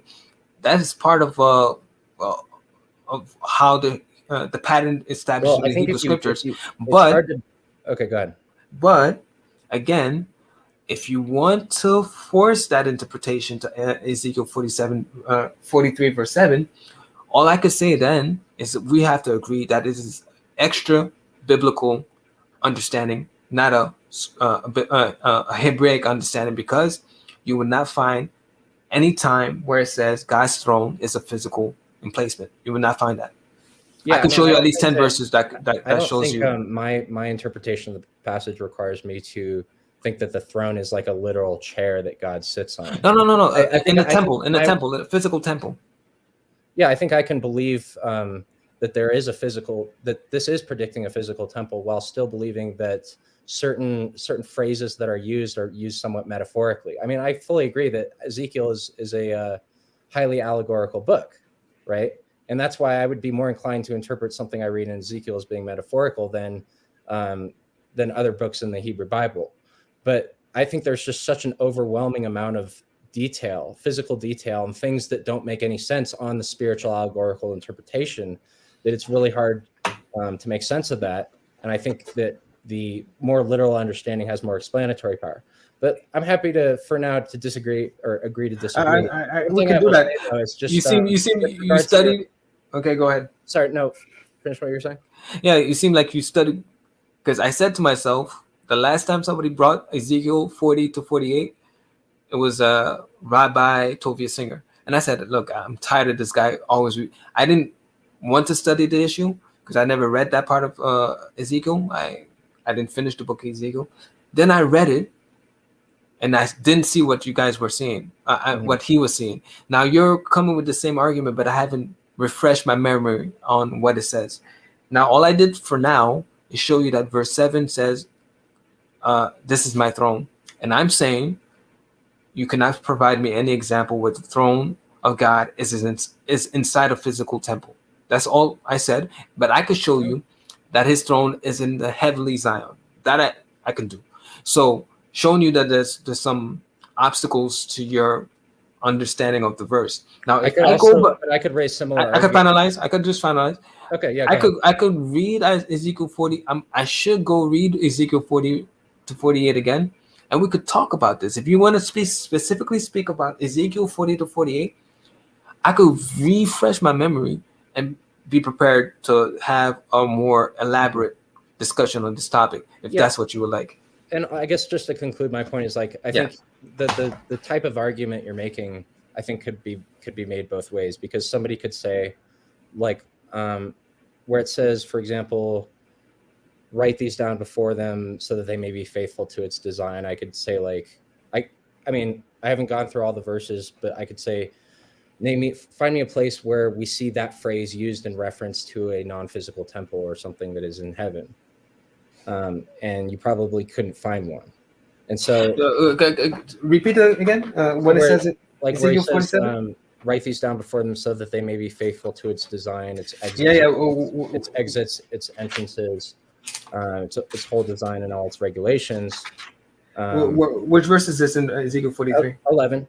11. And if they be ashamed and all of they have to, show them the form of the house, show them the form and the fashion thereof, and the going out thereof, and the coming in thereof, and all the forms thereof, and all the ordinances thereof, and all the forms thereof, and all the laws thereof, and write it in their sight, that they may keep the whole form thereof, and all the ordinances thereof, and do them. And this is the law of the house. This is the law of the house upon the top of the mountain, the whole limit whereof round and shall be the most holy. Behold, this is the law of the house. This is again talking about the future. Okay, so you think so? If Ezekiel 43, is talking about the future, Ezekiel 43 verse 7 says, "And he said unto me, Son of man, that this is the place of my throne, the place of the sole of my feet." So right there, saying this is already the place. It's talking about the present tense. Then it says, "I will dwell in the midst, where I will dwell in the midst of the children." So the fulfillment of when Jerusalem comes, because it's consistent with the Christian narrative that Zion is already in heaven. He's shining his light, and it will be fully manifest when he returns. So I think that this consistent provides a lot of extremely relevant context when it comes to understanding chapter 45. You might disagree with me on that. You might think chapter 45 is totally divorced and talking about something separate from chapter 43. I don't see an exegetical basis for that. We can agree to disagree on that. But it's interesting that you have all this understanding as an atheist. Are you sure you're an atheist? I'm agnostic. Yeah, I'm willing to have a discussion. I love the Bible. I find it interesting. But you went to an argument where most Christians are really, because you see, that's kind of my weakness as well. That's the reason why I read about it. But I'm showing some obstacles to your understanding. But I'm willing to have this discussion because there's only 8 chapters. I'm willing to have a discussion. Here's why I bring it up is I think that the type of argument that you were raising before with the Sabbath cycle, it's going to put someone, if somebody were, I think, to agree with the premises of the arguments and the conclusion, they would, if they were to be consistent, I think they would have to say, well, okay, if prophecies that come true in the Bible prove that show that it's from God, then any prophecy in the Bible which doesn't come true, I agree. Would show the opposite conclusion. So it's kind of it can potentially be a double-edged sword. Now I'm sure that you have, given the way you understand the Bible, you don't think that there are any unfulfilled prophecies. But a lot of people who don't read it who don't read the Bible the same way you do, I think are going to come, and I'm not just talking about atheists, but Christians as well, have a lot of trouble explaining certain things, certain predictions, and explaining how they're not just false prophecies. And so I think there's this argument that you're raising is to a certain extent a double-edged sword, in the sense that if one were to accept the reasoning behind it, then they would be committed to drawing the opposite conclusion on the basis of false prophecies. And I think there are a lot of dangerous prophecies in the Bible, in the sense that like many Christians I've talked to will read the tire prophecy in Ezekiel 26 and say, I heard about that one too. It says it'll never be rebuilt. I don't know how to explain this. And I don't want to get into the whole thing right now as to, how to make sense of that. But I just wanted to leave you with that, is that I think it's potentially a double-edged sword in that respect. But overall, I'm willing to discuss. I've enjoyed talking to you. No problem. To talk again in the future. We can go ahead and say what you want to say. Okay, so we can discuss, if you would like, we can discuss the book of Ezekiel, because I don't shy away from anything. You might have talked to some Christians that will concede points. I will not concede any point. I believe Ezekiel prophecy is totally consistent with all the scripture.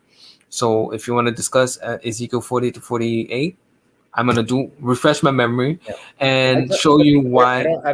I don't actually have any desire to discuss it, but if you want to discuss it. Oh, no. I could do it for myself, but I'm saying you're the one who came with a claim of, and I showed you some obstacles to that. I don't have, because me, like I said, I didn't refresh my memory as it relates to that. But if you're making a claim about Ezekiel, I didn't go to Ezekiel, you did. So if you're going to make a claim, all I have to do is show you that your understanding of it is flawed. And I did that, I think. And as far as the tire, if that's what you want to discuss, I'm willing to discuss the tire prophecy and show you why you're wrong about that. So if you'd like to discuss that, because I agree with you, if this one prophecy that's wrong, then that's problematic for the Christian worldview. So I'm willing to discuss that. We can talk about when you're available to discuss, and we'll see where we go from there. Okay, man. I gotta go to bed, but it's good talking to you. Take care of yourself. See you. So thank you very much, guys. You've seen, if you watch from the beginning, you've seen a lot of, like usual, a lot of desperation, a lot of diversion, a lot of going from one point to the next, to the next, to the next, and not addressing the point. I provided two infallible arguments. The first one, authorship. The God of the Hebrews makes exclusive claim to the 7-day cycle. You heard a lot of claims. It came from Babylon. I asked for one reference. They didn't provide one. They provided scholars who claim it comes from Babylon, but they can provide any primary Babylonian source that refers to a 7-day week. Now, why are the scholars doing that? Because they understand the implications. They have to argue against the 7-day cycle being Hebraic. Why? Because they understand if it is specifically Hebraic, then we have the opportunity to say, look, God is sovereign over all nations. And I demonstrated that by the second proposition, which stipulates that the God of the Hebrews predicted the universal application of the 7-day cycle as a sign of his authority over all nations.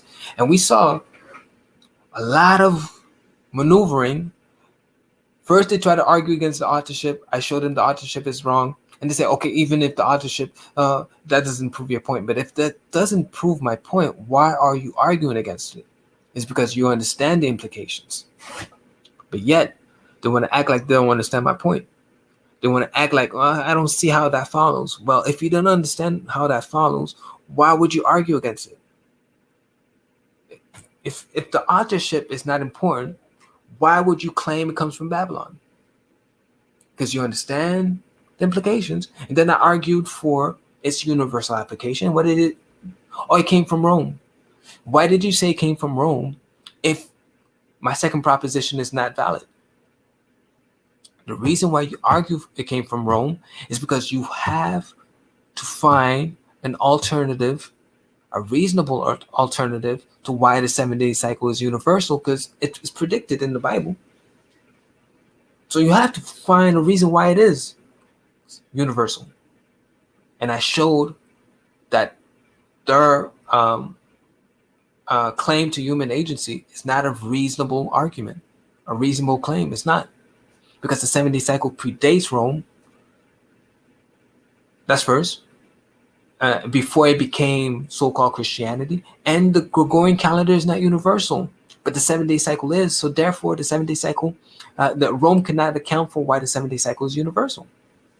Ethiopia doesn't keep a Gregorian calendar. Iran doesn't keep a Gregorian calendar. And Israel doesn't keep a Gregorian calendar.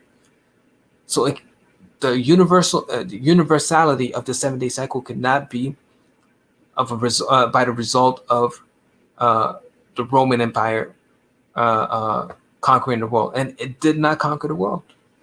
So when I address both points, all of a sudden now it went from one point to the next point to the next point every single time. When they get caught, they divert. They provide false information. And then all of a sudden they go back to, well, you haven't proven your point. Well, if I destroy every argument that you try to present against my argument, isn't that sufficient enough? I said, if you do not provide an alternative, a reasonable alternative, then I have demonstrated my case. And they're like, no, that's not how it works. Well, how is it supposed to work? If I'm providing you with only one possibility, reasonable possibility, then I've made my case that the 7-day cycle is specifically Hebraic, and God predicted its universal application. And by that, showing that he's sovereign over all nations. I don't need to do anything else. So the 7-day cycle proof is infallible. The only proof that demonstrates that Jesus is the Lord over all nations. Unless you know about the Daniel prophecy, about the 70 weeks and a whole bunch. Unless you're able to do that, is a little more complicated, but this is simple. Even a child can understand. Hey, come here, little kid. You know we have a 7-day week? You know what that is? That's the sign that God is creator over all nations. Oh, yeah, God, Genesis 1, 7 days. Oh, so the 7 days is from God? And that's why every nation keeps it? Oh, so he has his signature over creation, showing that he is sovereign. Even a child can understand this. So that's why they have to argue and come with Rome and Samaria and Babylon, and then you refute them, and it's like, oh, but that doesn't matter, even if you're right. Well, why are you arguing for Babylon, Samaria? Why are the scholars arguing for that? Oh, they had 3 7-day weeks, but the last week ended in 8 or 9 days. Is that a 7-day week? Is a lunar cycle 29.5 days a 7-day week, a recurrent 7-day week? I have to put the word recurrent, but if it's a week, it's recurrent.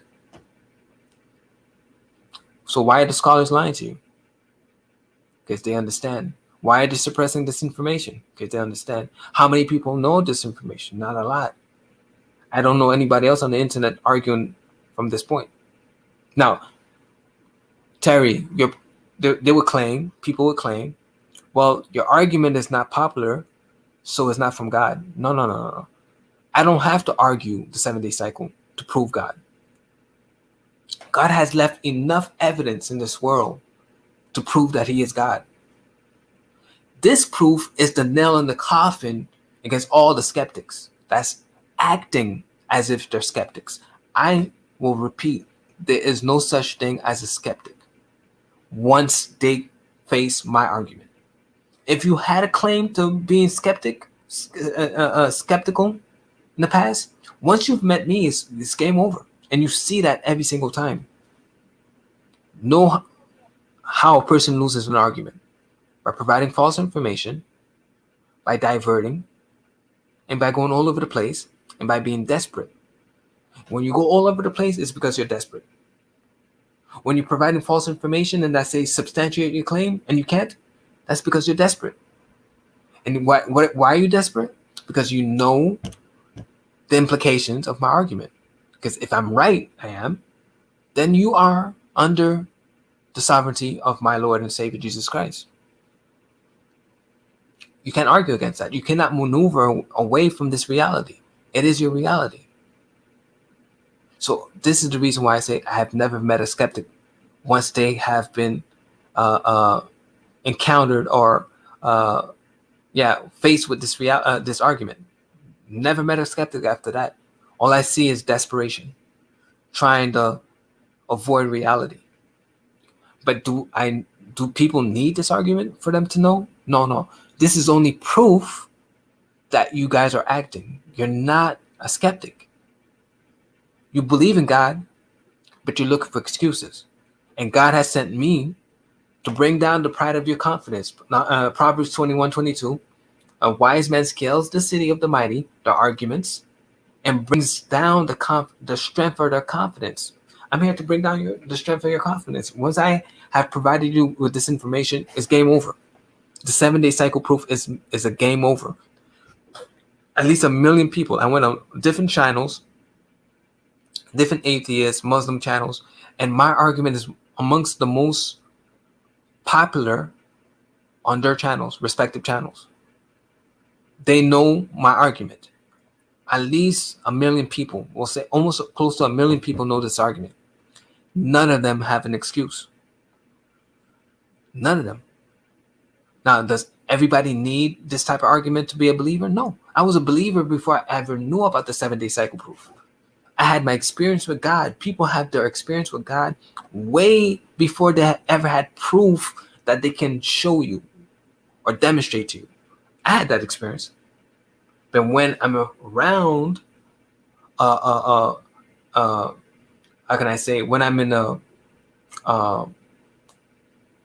when I'm engaging a world that is trying to bring doubt of the Hebrew scriptures and it's how it is divinely inspired, you have to prepare yourself. And I prepared myself because I saw day after day the devil trying to bring doubt. What happened in Genesis 1, Genesis 3?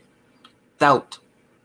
Did God say you shall not eat of the tree that God say? Isn't that bringing doubt? Yes. So that is his strategy, bring doubt. I have no doubt. I have no doubt because of my experience, but now I could demonstrate it in a tangible way. You keep a 7-day week because Jesus is your Lord. Argue against that. You can't. All you got to do is tell the nations to stop doing the 7-day week, and that's never going to happen. Jesus has submitted all nations, and he's coming back. That shows you he's coming back soon.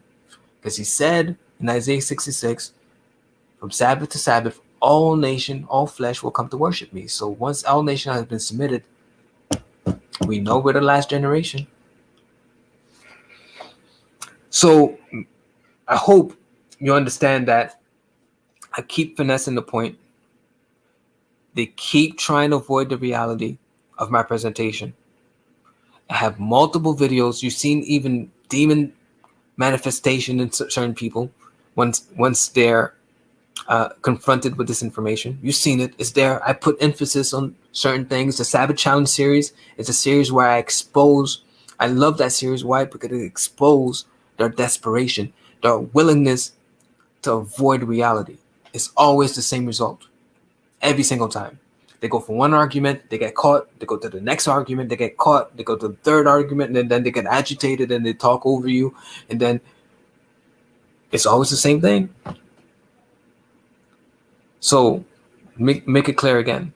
The 7-day cycle proof is the only proof that Jesus is Lord and Savior. Why? Lord, by showing that he's sovereign over all nations, by the implementation of the 7-day cycle, the universal application of the 7-day cycle as he predicted. And now we know he will save us. Why? Because he has shown his authority over all nations. So if he has demonstrated his power to subjugate every nation, we should not doubt that he will save those who keeps his commandments. We should not doubt that. That's the second part of the prophecy, Isaiah 66:23. All flesh will come to worship me, those who are saved. But the fact that he has submitted all nations in order for those people to want to worship him demonstrates that he's gonna save you. Because again, from Sabbath to Sabbath is a 7-day cycle. Israel was scattered throughout the four corners of the earth, and every nation kept a different cycle for the veneration of their God. So he had to submit all nation in order for them to keep the Sabbath. And by keeping the Sabbath, they will be brought to his holy mountain, Isaiah 56, verse 6 and 7, and they will be saved, sanctified, Ezekiel 20, verse 12, verse 20, and they will worship him Sabbath to Sabbath. So we can rest assured that he will fulfill the second part of the prophecy, salvation, by the fact that he has submitted all nations. There is no other argument showing that he is sovereign over all nations and that he will save. There's no other argument. And I give glory to God that he has given me this information. Now, don't play the jealous card, because I didn't play the jealous card. I learned. I paid attention. I took what was good. I left what was bad. I've done that. I even got information from Sunday worshipers, but I didn't follow the Sunday worshipers. So take what's good and leave what's bad. I'm telling you, there's no other argument. Stop allowing these skeptics to maneuver away from reality. Because I'm banned from almost all the atheist shows because they know me and they know they don't like the 7-day cycle. I have so many other videos where as soon as like people would say, oh, I don't want to talk about the 7-day cycle week. Why not? I don't want to talk about. Let's not talk about that today. Why not? What's wrong? You don't like the 7-day cycle argument? What's the problem? That's all tomorrow I'm debating morality, right? I'm going to be debating morality on, I don't remember the name, Jefferson Spatchcock, something like that. I don't remember his name. I'm going to be using the 7-day cycle argument on morality. Because I'm going to show that there's an objective standard or measure to morality, and that's God, since he is God. I could prove he is God. Once I have proven he is God, then there's objective standards to morality. Game over. It's game over after that. I'm going to entertain all the arguments they present because they falsely represent the character of my God. I'm going to do that not because I have to, because I want to. When they're going to come with slavery, I'm going to show you there's no slavery in the Bible. No endorsement of slavery in the Bible. When they're going to come with genocide, I'm going to show you that there weren't real people. I'm going to do that just for the edification of the people, so I could remove every false pretense on why you're rebelling against God. But once I have demonstrated that Jesus is Lord by the 7-day cycle proof, every argument for morality is out the window. Because what is your standard for you to judge God? Once I say he is God and I prove he is God, that you are submitted to him, who are you to say, God, I don't like your law? Who are you? Who are you to say, God, your law is not moral? You have no legs to stand on. I'm going to be using the 7-day cycle argument. I use the 7-day cycle argument for everything. How do you know the Bible is inspired? 7-day cycle argument. Oh, but Matthew is not the author. I don't care about Matthew. He's inspired. 7-day cycle argument. How do you know Isaiah wrote the Bible? I don't care if Isaiah wrote the Bible. 7-day cycle argument. I believe God inspired Isaiah. And if you don't care, if you say it's not Isaiah, if you say Matthew, Mark, Luke, and John didn't write the gospel, I respect Matthew, Luke, Mark, Luke, and John. I respect them. They're at the table, but they know that their information comes from God. So I have to argue for God, not for Luke. I don't have to argue for Matthew. I have to argue for God. 7-day cycle argument. Everything is 7-day cycle. It's like I use it for everything. There's nothing I cannot use the 7-day cycle argument for. And once I use it, it's game over. We're not supposed to be having one point here and you have a couple of points here. No. It's supposed to be a decisive victory. And this is the reason why I keep doing this, finessing the same point, so you guys could, because I don't see guys using this argument. This argument does not come from me. It comes from God. Take what's good, put it in your toolbox, and use that for evangelism. Because I'm telling you, there's no other argument. I read the scriptures. There's no other argument. Unless you could do the 70 weeks argument in the prophecy of Daniel. And even that is not fully encompasses his sovereignty and his salvation as the 7-day cycle does. So I thank you for your attention. We've seen it again. This is just another example of how people are not honest. They're not honest. I use this argument not to prove what they don't already know. They already know God is. I use this argument to demonstrate that they are intentionally suppressing the truth. Pay attention from the beginning, and don't get confused from them going all over the place. They go all over the place. Once you get caught here, is it musical chair? You know. Remember that game when we were children? I wasn't playing that game, but there was a game where you would sing a song, and you put a couple of chairs all over the place, and you would sing, and then when the song stops, you have to sit down. Then you get back up, and then when the song stops, you sit down. So basically, they would change their position every single time once they get caught. What does that show you? That shows you that there's no stability. Shows you their desperation. Shows you that they understand. Shows you they understand the implication. And if you understand the implication and you're still arguing against it, or still trying to be desperate about it, what does that show me? That you're willingly suppressing the truth. And that's what I'm here for.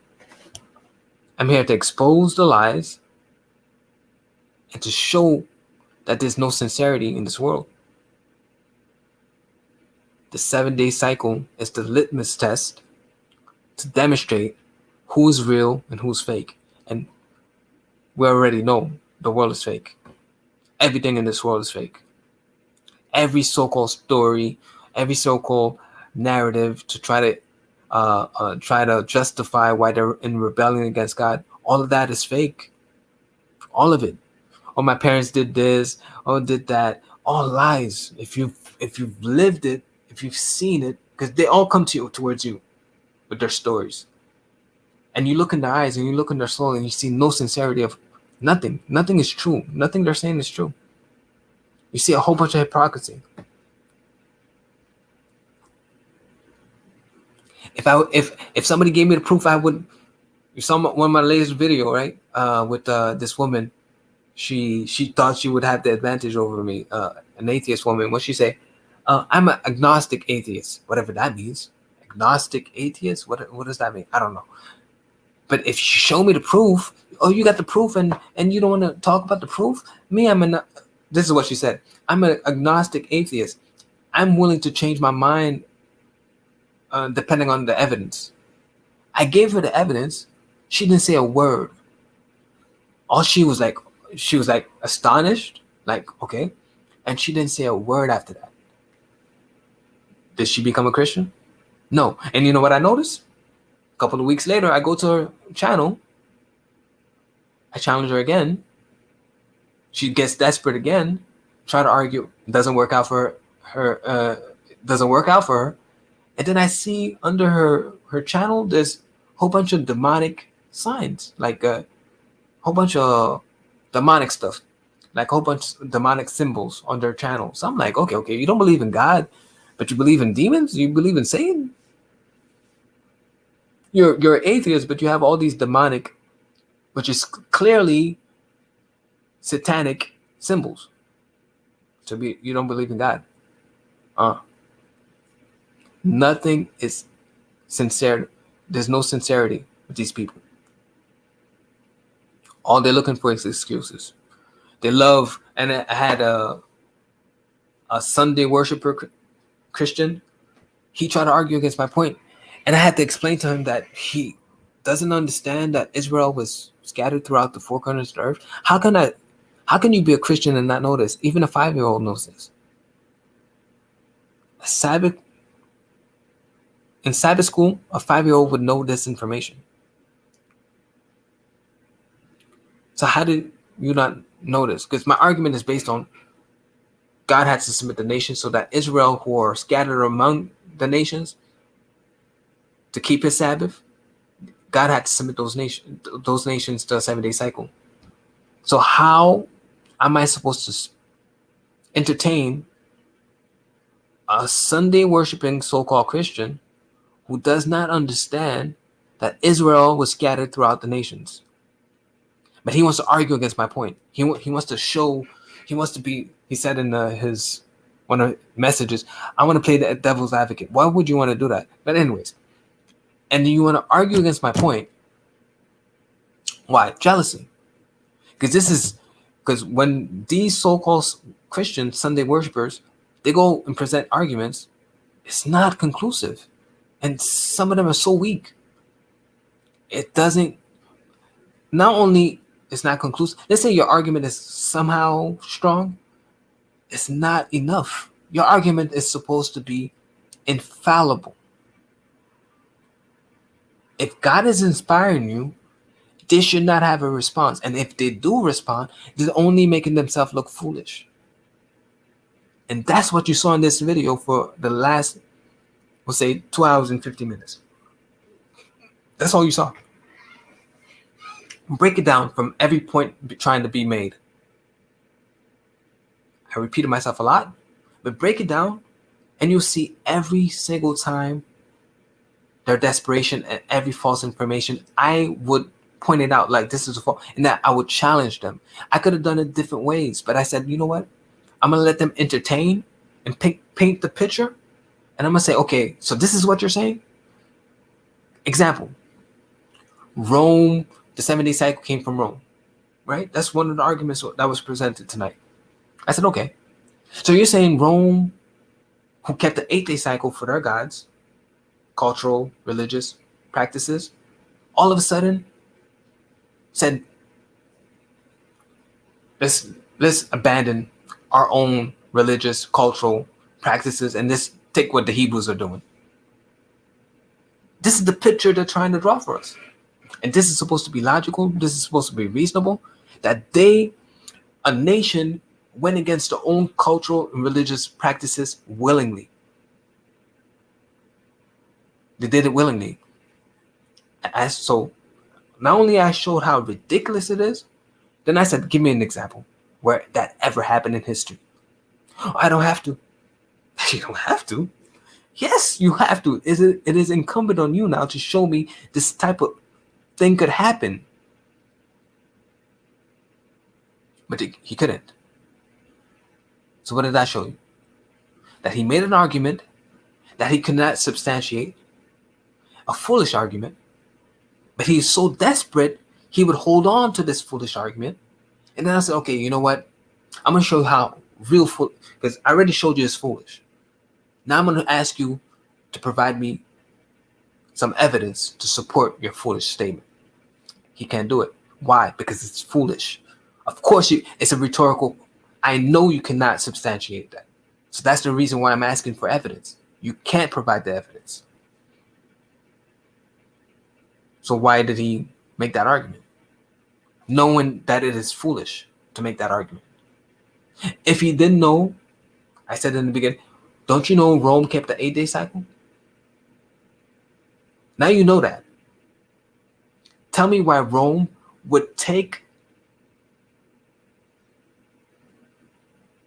the habits or the practices of the Hebrews who were subject to them and replace their own cultural and religious practices with something that is Hebraic, the nation that was under their rule. Why would they do that?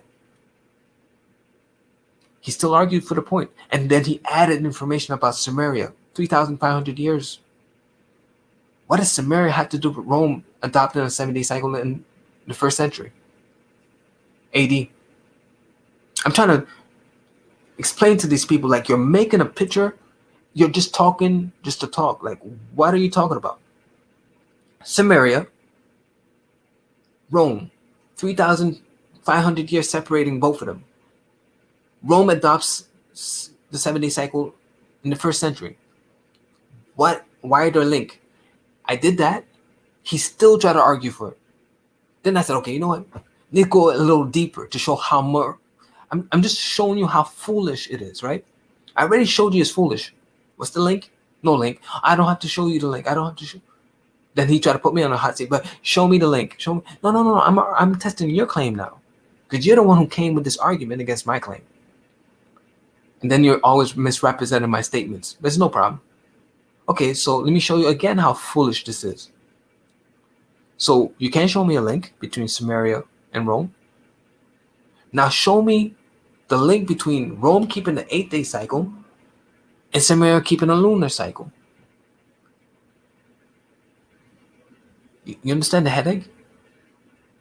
You understand how, and what do you think the response was?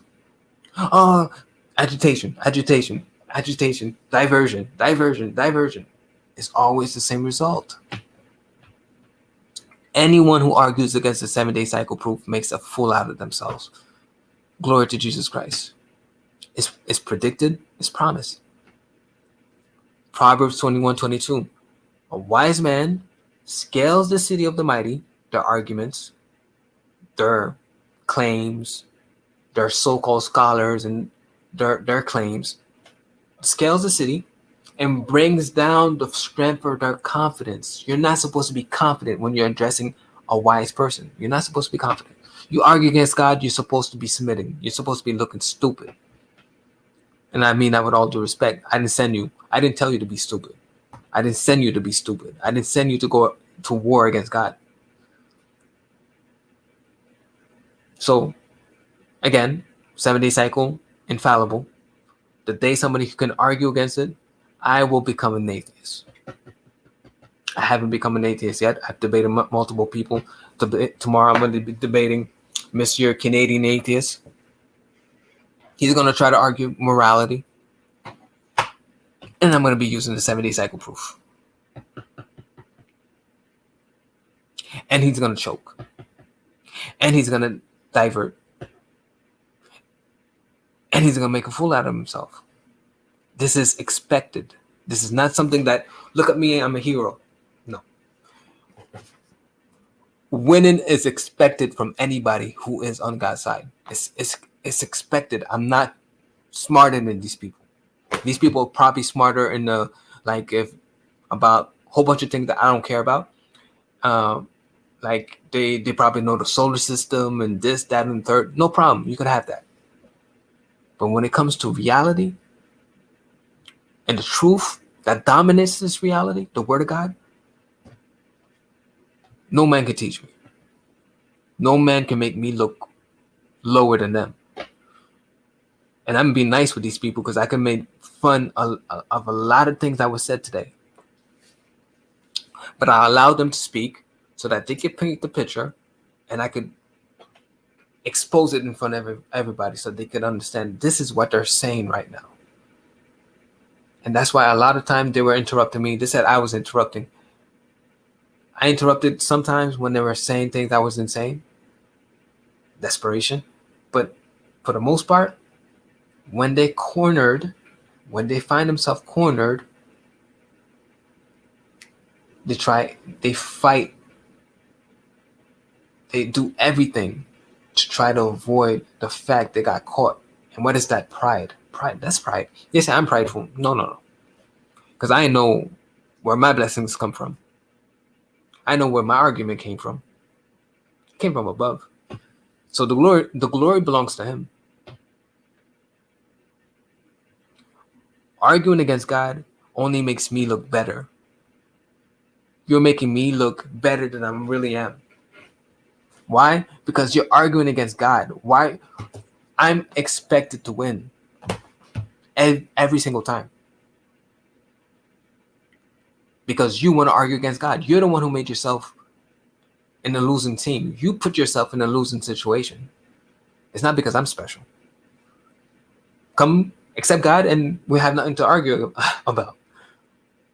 We have nothing to argue about. There's no debate. But you want to argue against God, you're going to look foolish every single time. So people, 7-day cycle proof, it is the only proof that Jesus is Lord and Savior and will save. I hope you guys keep that, put it in your heart. And if you find yourself in the midst of people who want to act like they have a reasonable argument against God, you know what to do. God is the author of the 7-day cycle, and he predicted its universal application as a sign of his authority over all nations. Game over. All you got to do is play with that. They're going to be left with two options. Arguing against authorship. Then you say, show me any primary sources. Not what the scholars are saying. I got scholars that say what I'm saying, but I'm saying we're not going to appeal to scholars. Forget the scholars. Primary sources. It's good for you to edify yourself and educate yourself on this and do your own research, as I did. But put them on the hot seat. If they're going to make a claim, test it. I don't want you to tell me what a scholar told you. Tell me, what are they appealing to? You could appeal to the scholar. Okay, no problem. Appeal to the scholar. Now tell me, why are they saying that? That the 7-day cycle is Sumerian. Tell me why. Then you're going to say, the 5 planets and the sun and the moon. So they calculated that. So that's 7 days in a week. 5 planets and moon and star. What is that? And they say my argument doesn't follow. 5 planets, sun and the moon. That's why they kept a 7-day week. You know how stupid that sounds? When I have a Bible that says 7 days, Genesis 1, I created earth in 6 days and that's Sabbath on the 7th. 7-day week, right there. But you can't show me somewhere that says 7-day week. And then the second thing they're going to have to do is argue for why it's universal, the prediction, or human agency. Show me a nation or an empire that conquered the world. Rome. Tell me why Rome adopted the 70 cycle before it became so-called Christianity in the 1st century. And even if I would accept that, which is not the case, that would only show that God used the Romans to conquer the world, because the prediction part is still there. And the Gregorian calendar is not universal. So I did it in 3 different ways. I destroyed this argument. The Gregorian calendar is not universal, so it cannot account for why the 70 cycle is universal. Desperation. So I hope you guys learned something today. I hope you guys, it's not just entertainment. I hope you guys were able to store some information, absorb what was being presented, and test everything that was presented, because everything I presented, you could test it. Test everything they said. If I missed the point that I didn't refute, test it, because I think I refuted everything, like usual. So again, thank you for your attention. Tomorrow I'm debating morality of God, and with this guy called the Canadian Atheist on the Jefferson's Pashcock channel. Check it out. I don't remember the guy's name. And I'm going to be using the 7-day cycle argument again. And it's going to be a decisive victory, because as soon as I establish that he is God, everything else becomes obsolete. Your opinions, your subjective opinions means nothing as it relates to the moral standards established objectively by the God I just established. Once I've done that, it's game over. So that's what I'm going to be doing tomorrow, because you know where the skeptics are going to go. If you can prove God, then they're going to go to morality. Oh, God did slavery, rape, this, all lies, all lies. I already addressed the slavery. I already addressed the genocide. I already addressed the raping of a little girl. All of that I've addressed in my channel. I could have done more. Forgive me. I could have done more. But if you're a Christian, you're supposed to be edifying yourself. You're supposed to be studying yourself and asking God to give you the information, as he did with me. Because as soon as somebody came with the slavery, I read and I said, it doesn't look like what these guys are saying, but I don't have the answer. And then God inspired me to read chapter for chapter. And once I'd done that, all the information was provided to me. All the information was provided. My arguments are not arguments that people use. So my arguments come.